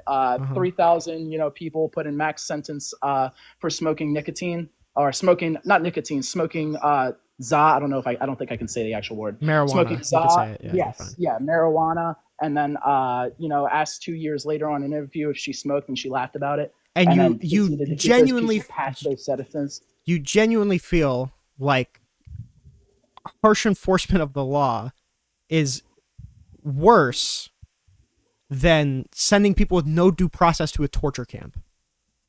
I don't think it's worse, but I think there's enough stuff that turned me away from Kamala, and the fact that my main thing with Kamala is I believe her foreign policy would have been horrible. Like what? Kamala's never been out of the United States. She supported one thing that I very am against for, and I'm very mad at Trump for going back to sending cash aid to Ukraine, and specifically really any aid to Ukraine. I'm against it. I can explain why. I'm very angry that Trump kind of went back on that, and now we're sending aid again. Do you okay, so on a very, very fundamental level, do we agree that Russia shouldn't have invaded Ukraine? Let me explain this, because yes, on a baseline, you're undoing all of the good faith from our conversation. No. Yes, I do, but you have to realize the context that Russia had a reason to, not in the fact that the reason was right, but if you look at all the sanctions that were put on the Russia by NATO, Russia will never admit it, but we have evidence of their economy going on to a collapse, right? I believe that what were the sanctions for? There's so many, dude. Like so many for different things. Probably for like occupying Crimea and occupying the Donbass region and there's also still sanctions the invasion of Georgia. But like there was also still sanctions that were from the 1970s in the Cold War that were put on Russia. We never. Why would we take them off if Russia keeps invading its satellite states? That's not what I'm pointing out. I'm not saying Russia is the good guy here, because at the end of the day, I agree with you. Russia should not have invaded Ukraine, right? Okay, if we agree with that, do we also agree that if we had a prior contractual obligation to uphold Ukraine's sovereignty, that is adhering to that agreement? We did not have. It was not. It's okay. So this is where wording gets particular. I know what was the treaty that between the Budapest Memorandum? Yes, the Budapest Memorandum. I read through it, and it does not obligate us to go and send. The problem, the way people misunderstand it is they misunderstand it as it's like a NATO treaty. You didn't know if basically one of the big things in NATO is if a NATO country gets attacked, all NATO countries go to war, right? Yep. The big misunderstanding of that is that the Budapest Memorandum is similar to that, as in if Ukraine went to war, then we would have to go to war on the side of Ukraine, which is not. It was not. It was more of an assurance that, hey, we can help you and we might help you, but at the end of the day, the way it was worded did not require us in that specific circumstance. Okay, why the fuck would we sign on to it then? That's something I can't answer because listen, I mean, do you think our intention, if we sign on to a memorandum that says, hey, Russia, if you violate Ukraine's sovereignty, then we should stand up for you, and then they violate Ukraine's sovereignty, don't you think that gives the U.S. kind of an obligation to, if not legal, don't you think that gives them an obligation, especially when it's in return for Ukraine denuclearizing, to uphold those borders? That's something you would have to take up with the Biden administration because they didn't. I get that I Again, get that you're asking me because reason-based I don't agree voter, with it. bro. And I agree with that. I get that you're taking up with me because you didn't, but I don't think so because, like I said, and according to the wording of it, we had no obligation. I'm not talking about legal obligation. If I'm saying if we go to a small country and we say, hey, if you denuclearize for us, we'll respect your sovereignty. And then we go to the bigger country and we say, hey, we got this smaller country to denuclearize for you. You just need to respect their sovereignty. And we sign on to that memorandum. And then the big country compromises the sovereignty of the smaller country. Don't you think we have some level of moral obligation to uphold that agreement, considering the smaller country denuclearized for it? I mean, when you put it that way, yes, but I still don't think that we should be sending billions and billions and billions of dollars of aid to Ukraine when it's not doing anything. What do you mean it's not doing anything? We're getting nothing from it. That's why I'm mad at Trump for going back, but I'm glad that the minerals deal was signed. I think if we send aid to Ukraine, we should get something in return. It shouldn't be for free. I don't believe the U.S. should do anything. What we get in return is peace. If Ukraine denuclearized for us, we have an obligation to stand up for them. We got to denuclearize Ukraine out of it. What we've been trying to do for the past, 6 months under Trump's presidency. Peace. Yeah, peace while compromising Ukraine's borders. While we're sending them billions of dollars. Which I don't agree with, but we're doing it. Okay. I believe the Budapest Memorandum should have been signed. I believe what Ukraine should have done, and this is more of a NATO, actually, no, not what Ukraine should have done. Where my problem lies with NATO, not specifically the US, is that NATO should have allowed Ukraine to join. Ukraine asked to join NATO many, many, many times, but they wouldn't out of fear that Russia would arm themselves and the fact that we were accepting Ukraine into NATO, which would be a direct. Wasn't it because Ukraine had directly contested land? Depend.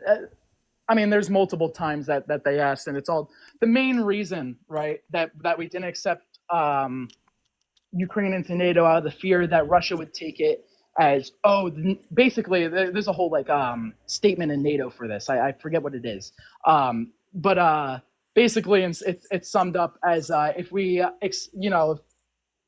accept Ukraine into NATO, then Russia would arm themselves, as in they would take it as in a direct act of war that we are trying to get enemies on their border to go with us. Sure, I can agree that we should have let Ukraine join NATO. I can agree to that. But, I mean, if we let Ukraine join NATO, we would have been doing a lot more than sending them arms, right? Yes, and that's the... Okay, so why are you arguing against sending them arms?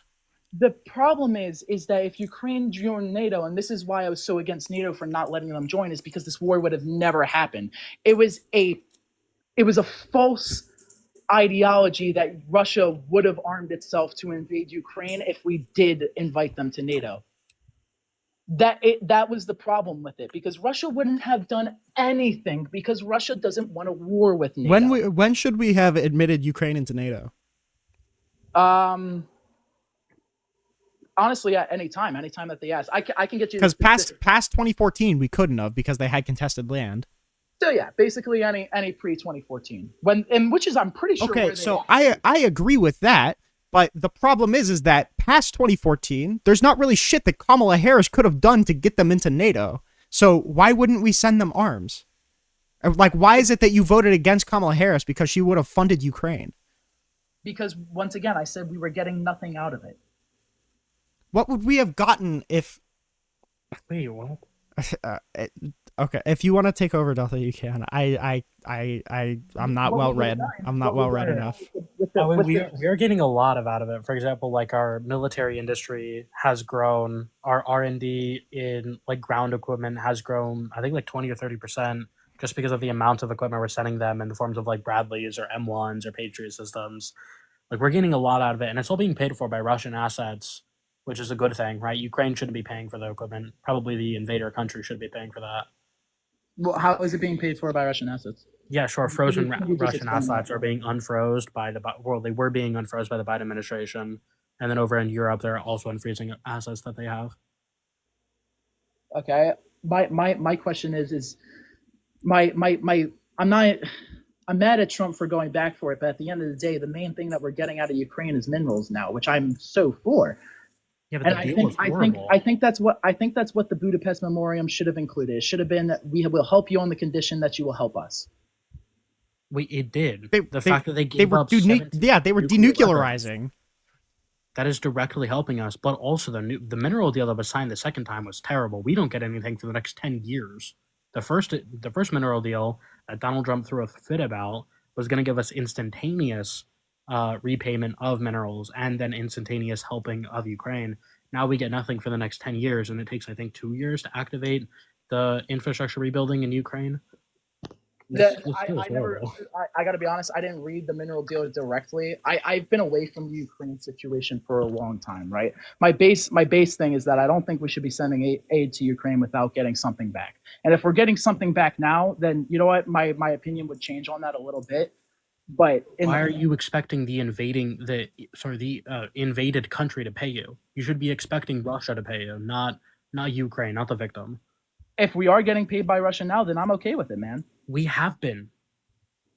Biden unfroze Russian assets to help pay for the things that we were giving to Ukraine, which was already being paid for by the reinvestment into the military industry. But that's just something I never We're getting saw. double paid. You know, that's just something I never saw in research, and I'd have to research that. But if that's true, I mean, Well, then also I'm okay with it. something else to keep in mind, which this is really, really sad for me, okay, because I'm losing faith a little bit. This was the thing that was comparably bad. The fact that we were arming Ukraine and the fact that Kamala Harris sent people to jail, like gave people harsh sentences for smoking weed, was the thing that was comparably bad to sending people with no due process to the 200, 300 people, no due process to a torture camp. I never said that. I never said that at all. I said one of the main reasons I did not vote for her is because of that. Okay. In response to me asking, what do you think Kamala Harris would have done that would have been comparably bad to this? Oh, you want me to respond to that now? Yeah, I would have preferred that you responded when I asked it, though. I think she would have let the Middle East spiral out of control. I think it would have ended up in multiple lives dying between Palestine and Gaza. I don't think there would have been an attempt to make a peace deal. You don't think? Wait, had a oh, ceasefire signed. yeah, you don't think there would have been an attempt to make a peace deal after Kamala Harris won, even though Joe Biden was working towards a peace deal actively, even though she said that she would have been working towards a ceasefire multiple times in multiple she didn't speeches? have foreign policy. Wait, I also hold on. think I just another want one. to say that Sorry, yeah. they signed a ceasefire at the end of the Biden administration. It was like January 17th. They signed a ceasefire, and they had a plan to put an arms embargo on Israel if they hadn't let humanitarian aid into Gaza within 30 days. Do you mind if I look this up? Because this is something I've never heard Go about. for it. Sorry, what is? There was a ceasefire signed, I think, on January 17th, and then the Biden administration had threatened an arms embargo on Israel, I think on the condition that they wouldn't let if they didn't let in humanitarian aid. Which year? I'm assuming 2025. January 17th, 2025, yeah. Yeah. Okay. And it was active until, I think, March 15th or May 15th. Also, here was October 6th, 2024. Harris reiterates support for Gaza ceasefire as conflict escalates. So Yep. the claim that Kamala Harris wouldn't have worked towards a ceasefire is ridiculous. Yeah, she actually had like pretty solid foreign policy. Can you just cite some of it for me? Because in my opinion, I think Donald Trump has one of the better foreign policies that we've seen in recent presidents. That's actually crazy, but sure. The continuing support for Ukraine while still putting pressure on Russia, I think are both really good. Unless you support Russia, then I guess that. But she was able to champion Europe around Ukraine, which is one of the most successful campaigns we've had for a president to rally support behind another country. The increasing of alliance. Wait, real quick before you go on, I gotta go get some food real quick. But I'll let you It's guys. okay. I'll let you two chat. Don't say anything TOS, please. I'm No, going I'll to. try not to. Never mind. And I'll give Hex. I'll give you, or Obsidian. I'll give you mod powers. Yeah, I have it on my main, but I'm not my main. I think the increasing of alliance, we saw like pretty positive reactions from most European citizens and European governments under the Biden administration. Pew Research did an international poll, which the vast majority, it was out of 36 countries, most of which were out of Europe.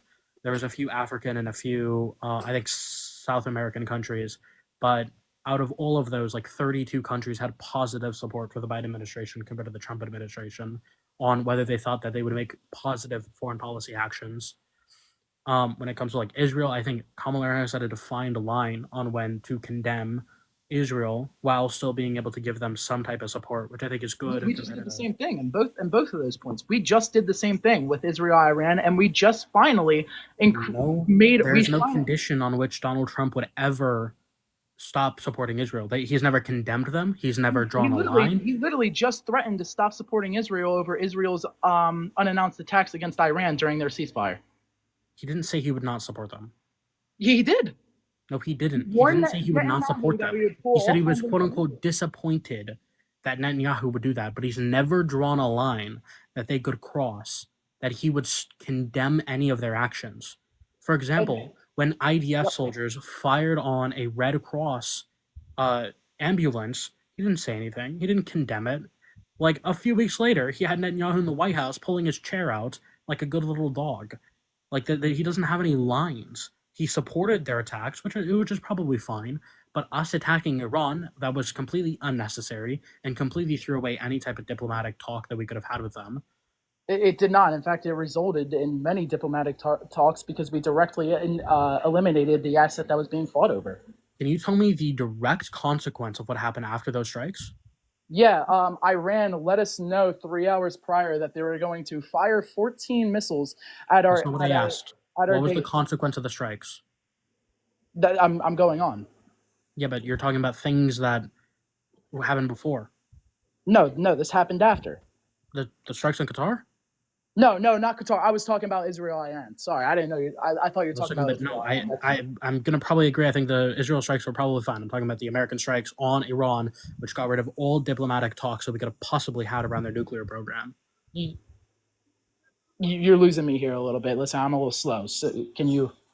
Okay. So when it comes, Israel attacks Iran on June 12th with Operation Rising Sea Lion. We would have came in here and said, Israel, you need to stop. Iran, for us to be like able to talk with you, you're going to have to relinquish some of your nuclear program or sign a deal with us. But we got rid of that the second we striked Iran and didn't even push their program back a few months. Now they still have all their uranium. They can rebuild the infrastructure in a more secret spot, and they're probably going to be able to actually build a nuclear bomb this time, whereas before they weren't. So the attack by us was entirely unnecessary, and we've seen that they're not afraid to shut down the Strait of Hormuz, which 20% of the world's oil goes through. So there's a couple problems I have with this argument, right? It undermines the U.S. military a little bit and our intelligence a little bit. So I'll get to the Strait of Hormuz first because that's an easy thing to debate. That's just kind of a one and done. Do you really think, right, with how much of our Navy we have outside of the Middle East, do you really think if Iran closed the Strait of Hormuz, there would not be an immediate retaliatory attack by the U.S. that would be successful because Iran does not have a Navy to reclaim the Strait of Hormuz and open it? Well, we don't have any control. If we were to take that, we'd be officially declaring an invasion on Iran. Yes. What would be the That's solution? insane. Wait, that's insane. That's literally insane. That's what you would have to do if they close the Strait of Hormuz, which is Iran why does have their own navy, by the won't way. ever do it because they know it would result in a war because with their the parliament US. voted to do it And guess what? It got denied. by one person because the war had already ended. But No, it's still that was removed. No, you're wrong. It got rejected by one person. It got rejected by the Supreme Leader, No, which still removes I'm not saying all that you're wrong on the diplomatic one person, but talks. that happened during the middle of the war. That happened actually at the Happened a peak day of the war. after. No, it did not. The war, when Donald Trump lied about the ceasefire, it happened a day after that lying. Donald Trump did not lie about the ceasefire. He literally did. The original after the ceasefire that he said and would why it go happened. into place 12 hours later was a complete fabrication, which not only the Iranian foreign minister commented on, but was confirmed by the Turkish government and confirmed by reporting media out of Israel. No, what was Lied about the confirmed- ceasefire. The only thing that what came was through was an Iranian push for diplomacy. What was confirmed is that Israel fired 2 rockets right after the ceasefire happened, like 2 hours. There wasn't a ceasefire. There was none. This was a complete fabrication. And then it was found that it was a complete misunderstanding, and then we literally Lil Bro'd Israel, and then it all That's because stopped. there was no ceasefire. And the There was ceasefire nothing is for still Israel being to held. follow. How can you They say there didn't wasn't break a when ceasefire there's because there literally wasn't a one. ceasefire being held right now? Chronic, okay, because there was a different one that was then put in place. My exact claim, I don't know why you're not listening to it, was that the original ceasefire that was proposed by Donald Trump, the one that he tweeted out and said, in 12 hours, Israel will stop attacking, and then in 12 hours, Iran will stop attacking, or the other way around, that was a complete and utter fabrication. So when Donald Trump was next to Air Force One, mad with Israel, mad with Iran, there was nothing to be mad about because there was no ceasefire at that point. It wasn't until later that Iran had pushed forward diplomacy that Donald Trump and Israel finally agreed to a formalized ceasefire. No, that's why he was mad, because there was a ceasefire intentionally to be held during 12 hours, and Israel fired 2 rockets just before that ceasefire went into Onyx, effect. can you tell me what I just said? Because you're not listening. I am. You're saying that Donald Trump had apparently fabricated a lie. I'll say without the whole lie part, because it wasn't a lie. What you're saying is that Donald Trump announced the ceasefire to come into effect 12 hours after he announced it. You're saying that's a lie because it was condemned by Turkey. It wasn't condemned. No, there Sorry, wasn't one. Sorry. Yes, it was. It was announced by the Iranian foreign minister, the person who deals with that they didn't have a ceasefire. It was never signed by either party. The Times of Israel confirmed this. The Jerusalem Post confirmed this. Haaretz confirmed this. A Turkish news agency confirmed this. Yes, he was announcing that in 12 hours there would be a ceasefire.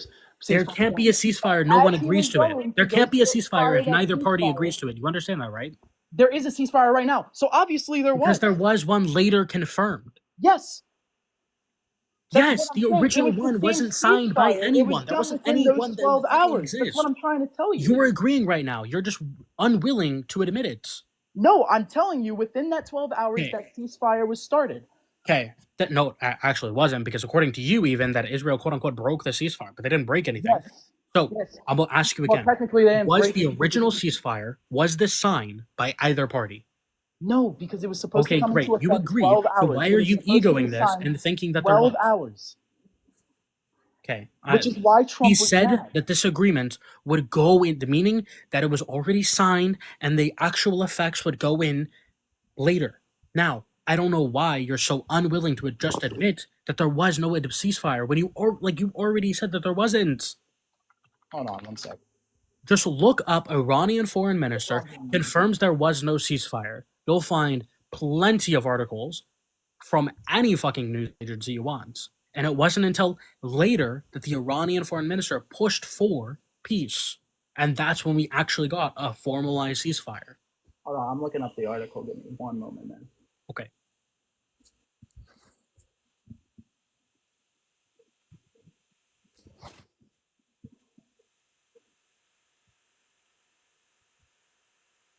Hold on. Let me actually just go into his Truth Social and trying to, fish. Give me a moment. It'll take you a while because it happened.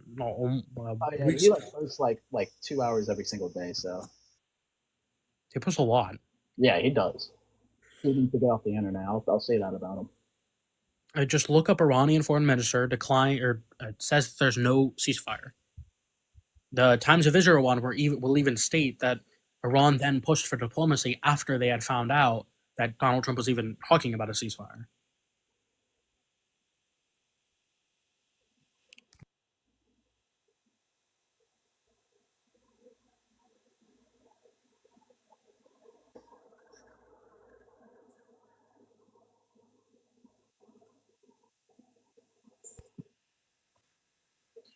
Just talking to BBO striking again. I wouldn't be surprised.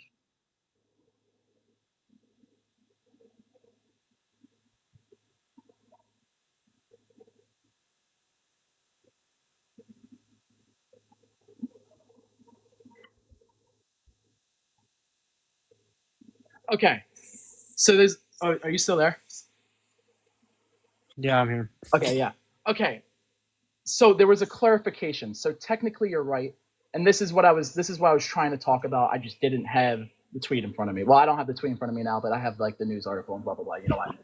So what you're saying is when he said in his original tweet that peace talks were going to happen in 12 hours, that it was not a formal meeting between Iran and America, right? Yep, there was no meeting with After the there Iran, was no meeting after, between Israel and America. yeah, after the foreign ministry smokes and whatever his name is, I don't even know how to say his name. He said, came out and clarified right after. He said, we have scheduled Iran talks. They want to talk. They want to work something out. They are very different now than they are 2 weeks ago, in which Iran then confirmed. Yes, it wasn't until Iran pushed for any ceasefire to come about. But the original posting of a ceasefire will take place in X amount of hours, and then Iran's will take place in X amount of hours, completely fabricated. Even look, even if this is all like legit, the ceasefire is still holding and it's in effect now. Oh, okay. What about it? So I don't see how any of this is even relevant, because the ceasefire in the end did happen.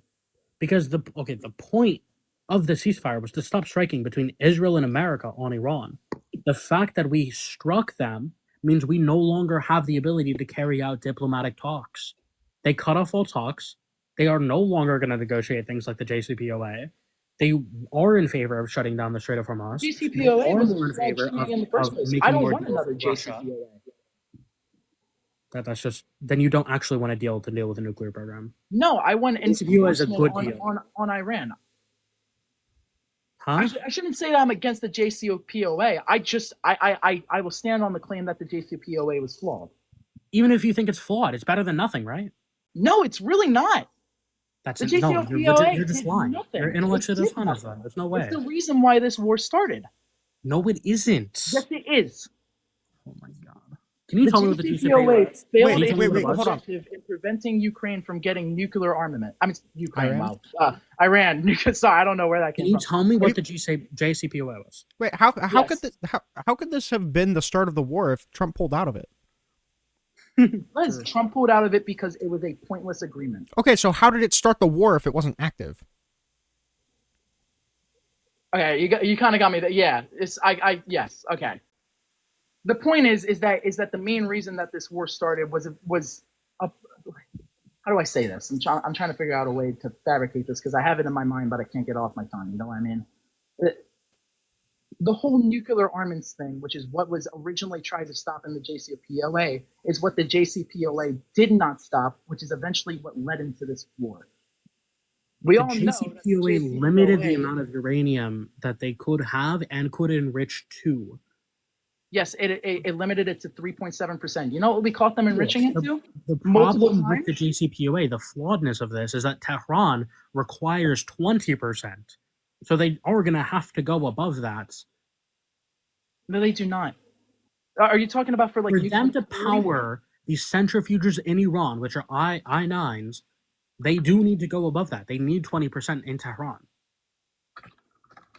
I'm not a nuclear scientist, so I'm sorry. I'm just looking this up real quick. So, Just look, I think Iran today should have like an not Iran today, so Iran Farm, something like that.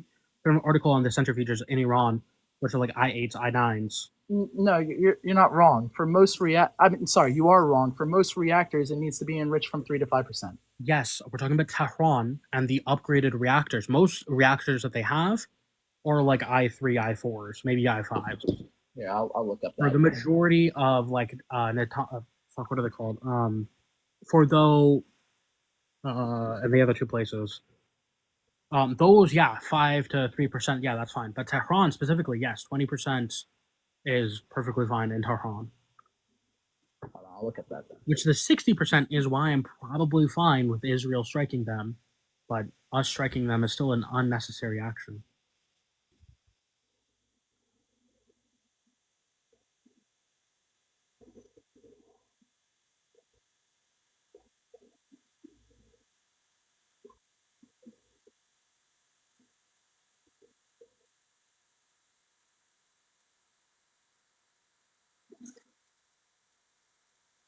We've been streaming for 5 hours.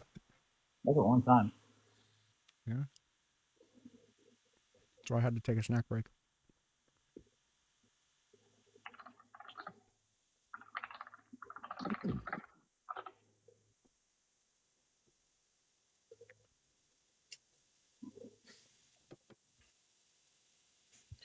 5 hours is crazy. That is kind of crazy. So, are we at the point where we might be agreeing that Kamala Harris wouldn't have done anything comparably bad to this? I still don't agree, right? Okay. I can see some of the reasoning, but I still think with the way things have played out, Trump has still done a really good job in foreign policy, and I'm not disappointed in it. Despite No. Well, some of hold on. I'm not asking you if you're disappointed in his foreign policy. I'm saying, did Kamala Harris or would Kamala Harris have done anything comparably bad to sending people to torture camps with no due process? That's the question. that's a hypothetical that can't be answered because you would never know. I mean, I could Do say you have yes, any but that could conception totally- of her doing anything comparably bad? I could say yes, but that could be totally wrong, and I could say no, but that could be totally wrong. I'm asking you to make an inference, okay? Do you have any indication that she would have done anything remotely bad? Remotely as bad as this? Yeah, I don't think she would have engaged in deportations to begin with, which I'm highly against. It's one of the main reasons why I voted for Trump. So that's why I asked you.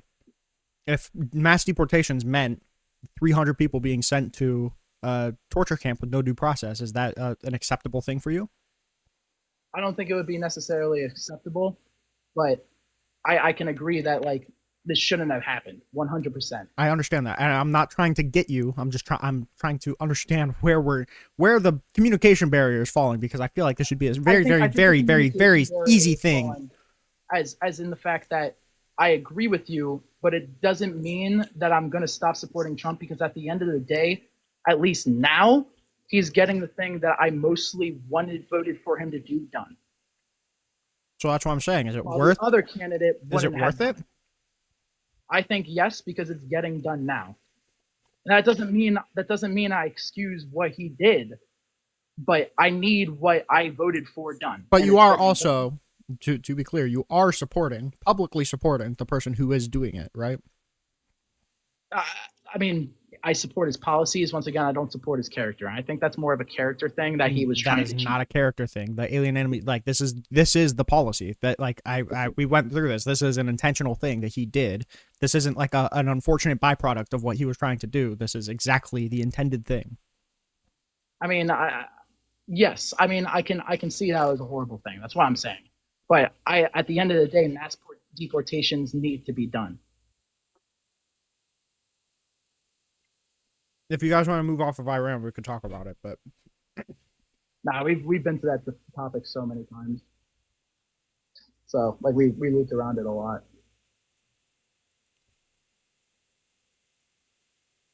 just out of curiosity, because it does seem like you guys might be done with Iran. I think we got past the I ceasefire. think my only problem would be is if, and you're right. I did look it up. 20% enrichment needed for their Tehran reactors. Right, you're completely right. Why would you be against us pulling out of the JCPOA if it directly stops them from getting nuclear reactors, which is what we were trying to allow them to do? Because it was largely effective on the restrictions that it put on Iran. And we actually had some type of like grounding for if we were to carry out, for example, Obama carried out cyber attacks on Iran.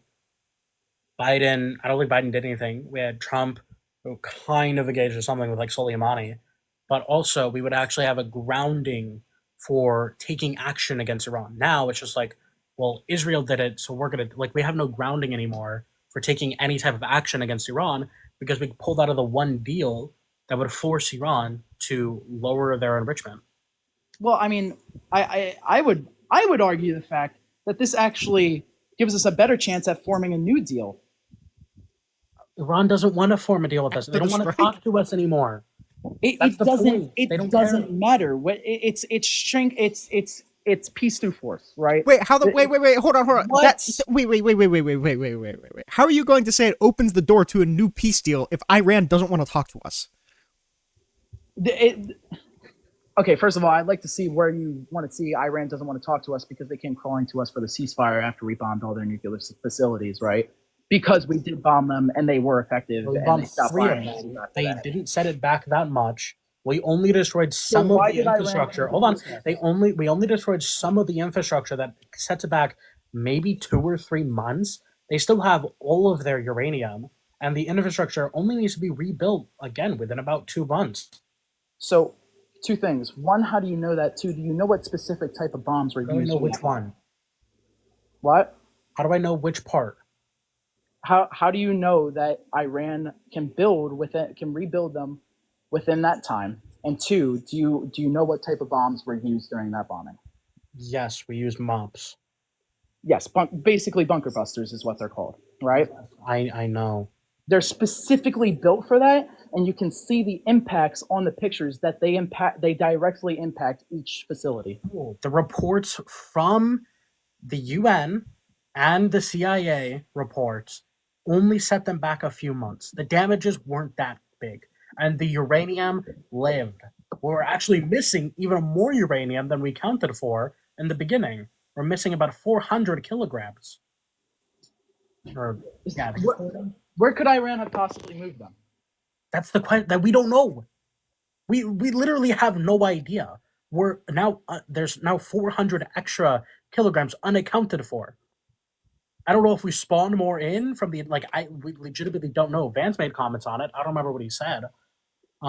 He made comments on it like a day after we had realized we're missing about 400 kilograms of uranium. Wait, I'm looking this up, but you're completely wrong that the CIA said that it was ineffective. Director John Ratcliffe later stated that the intelligence indicated severe damage, requiring years to build.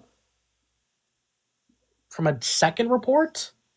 No, what you're saying, you're classing a report before the bombings that the assessment was described as having low confidence and requiring weeks for proper evaluation. They had low confidence that they did anything, but when they did evaluate it, they found out that it did severe damage to Iran's nuclear program, requiring possible years to rebuild.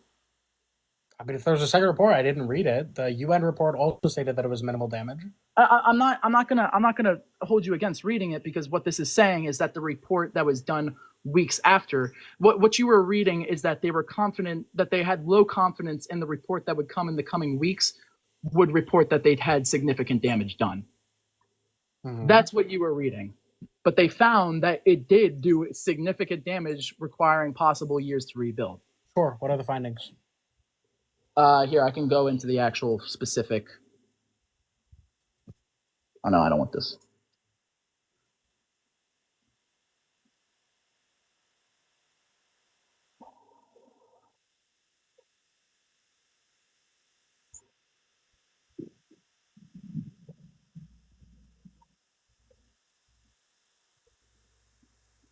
Oh, did I? Oh, sorry. I thought I heard my phone cut out. Sorry.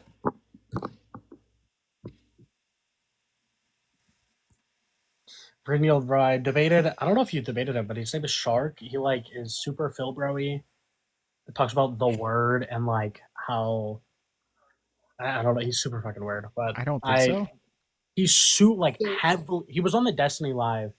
I think the one. Oh fuck! Was he the one guy who was asking him what do you mean by American? Yes, okay. Yes, he asked me that exact same fucking question. But he's so Philbro, everything he tries to turn it into philosophy. But I was able to fuck him and not only use political terms. So he was forced to actively concede most things. So yeah, I can give you a video that kind of goes through it. Sorry, TikTok. From MSNBC. The title is quote, severely damaged, CIA contradicts initial assessment from Defense Intelligence Agency. Did you read any of is there any findings? Yeah, that's why I was reading to you before. Well, what leads them to think that it set them back years? Oh, okay. So you want the specific? I thought you were asking more from. Yeah, hold on. I'm gonna debate Ukraine, man.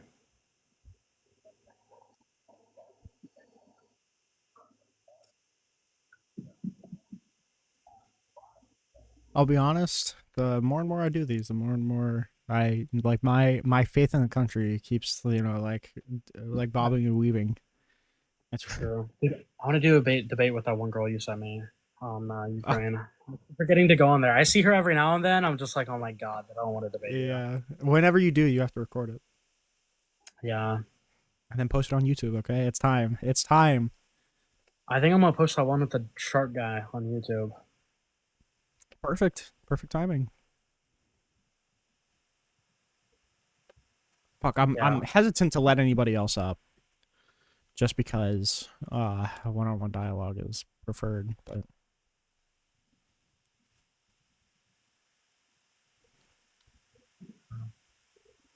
can I join up, bro? It depends on what you're gonna talk about. It genuinely does. Because if it's related to this topic, then I suppose you could, but I want to try and keep it as focused as possible. How good Trump is doing. Chronic for this, I'll just grant that like it set it back for a few years just so we don't. Yeah. I'll read it later. I've got a couple of things that would answer your question. I'm just looking for it. All right. You can say the audit. Huh? You said you had an audit to reference, right? No. I said I'll grant for this conversation that it set it back a few years. Oh, yeah. Okay. So you agree with me, is what you're saying? Well, yeah, I'll just grant it. He's granting it for the sake of continuing the conversation. Yeah, I can just read the few things. It said it was first to describe. Oh no, sorry, not that.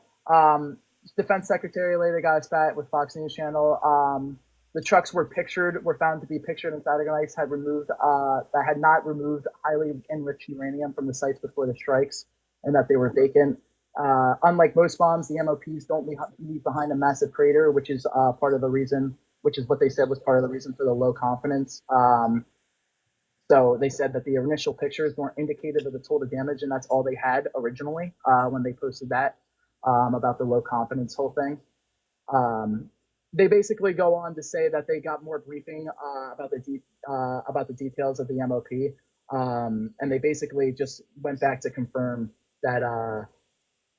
This is a long article, so they basically just went back to confirm that they did find out the damage was substantial within the bunkers through satellite imagery, outside of the fact that the small explosion. Basically, their whole thing is that it was a direct hit, so it must have completely obliterated everything under. And their initial news report was slightly false because they were basing going off of the explosion radius of the bombs, which is not how those bombs works.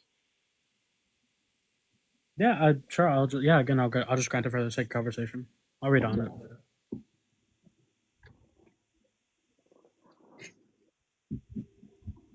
Okay.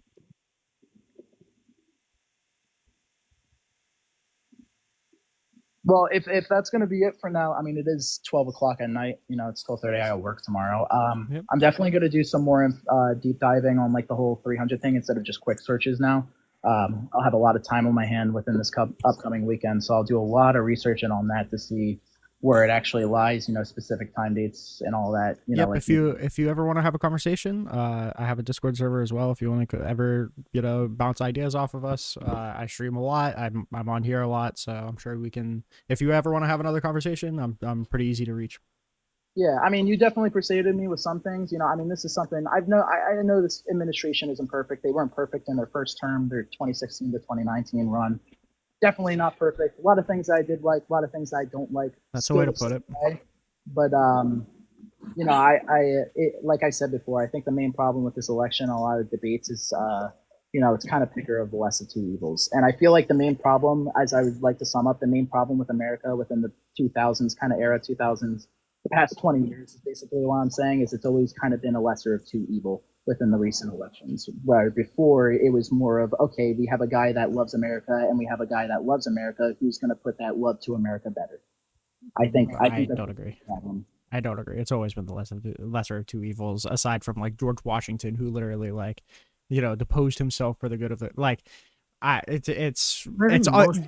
You're never going to have a two-party system where it's not the lesser of two evils. You're never going to find a perfect politician. If you can agree with this, the unfortunate reality is that it'll never be solved just because of the way America works. But I do not agree with the two-party system. I think it's outdated. I don't think it works in modern-day America. I'd be open if like you wanted to do a ranked choice voting system and then like introduce other political parties. That'd be fine. But the main problem that I'm running into This is a problem that I run into with a lot of Trump supporters. I encourage you not to take this personally, because this is just the fact of the matter. It just feels like a lot of people, when it comes to politics, that of people that don't really affect them, whenever they're like, you know, kind of invisible, so you don't have to really consider them in any sort of moral sense. It's really easy to come out and make a politically advantageous condemnation without actually changing any of your behavior or actually changing any of your thought processes in regard to it.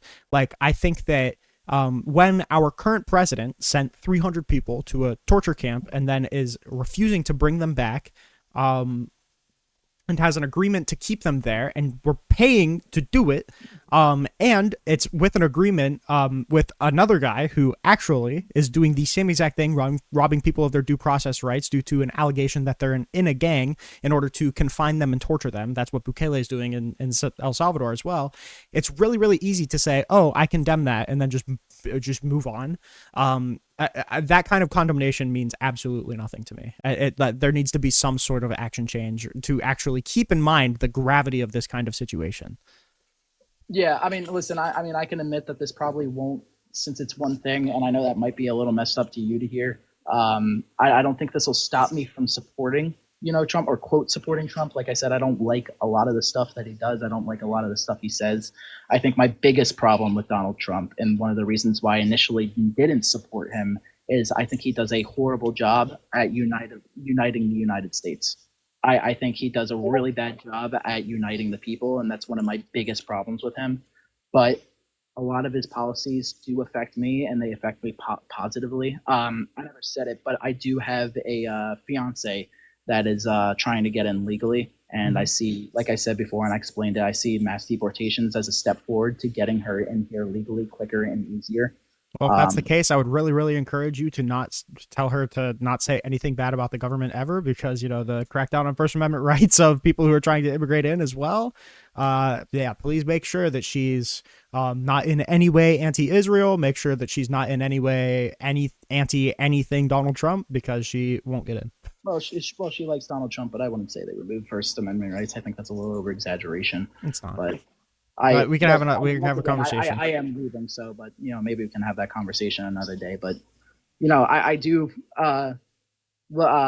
appreciate your insight. You know, it gives me something to research specifically. Mm-hmm. Frankly, I'm tired of researching the big beautiful bill. It's been like 2 weeks. I still crash the cervix. It's annoying, dude. And they didn't lie when they said it was big, man. Like, that's kind of the point. But but yeah, so this gives me a little something to research on the side, you know, really get into. And listen, thank you a lot, you know. Yep, I appreciate the chat. Reniold, my cat says hi. What's your cat's name? Rat. Hi, Rat. I appreciate that guy, because he came in here in good faith, and that's all I can really expect. I really, really do appreciate that. But fuck, it's really, really tough to hear people say that, like, yeah, you know, I understand that we sent 300 people to be tortured and we're paying to do it, but it's like that's like relatively small. That just is really, really, really, really difficult to hear. Also, deporting people isn't going to help get his fiance in quicker. Like, that's not any of the problem with people coming in. It's the massive backlog of immigrants on the asylum, which is like 3 million, I think. And then that system further gets abused and has a ton of fraudulent claims in it, but there's no fixing from the Trump administration. There's no legislation coming through there. It's all just... He made a claim that the Big Beautiful Bill apparently allocated a bunch of money for immigration judges. I've never seen that, but I mean, I guess that's a possibility. If that's true, then that's a good thing. Then that's a good thing, because that was one of the good things about the border bill that Biden wanted to sign. But yeah, the only things I saw was it was about $30 billion for immigration customs. So I guess kind of. I don't know if that specifically goes to immigration judges. I don't know if that counts as U.S. immigration and customs enforcement. I thought the majority of the funding was for ICE specifically. It was there was $45 billion to expand detention capacity, $46 billion for border wall construction. I don't know exactly how much went to ICE, but man, there's border wall construction. Mm-hmm. Yeah, that's gonna be awesome, isn't it? Which even if I grant that, you know, that was in there and that was good, there was literally more going to border wall construction. So I don't know, man.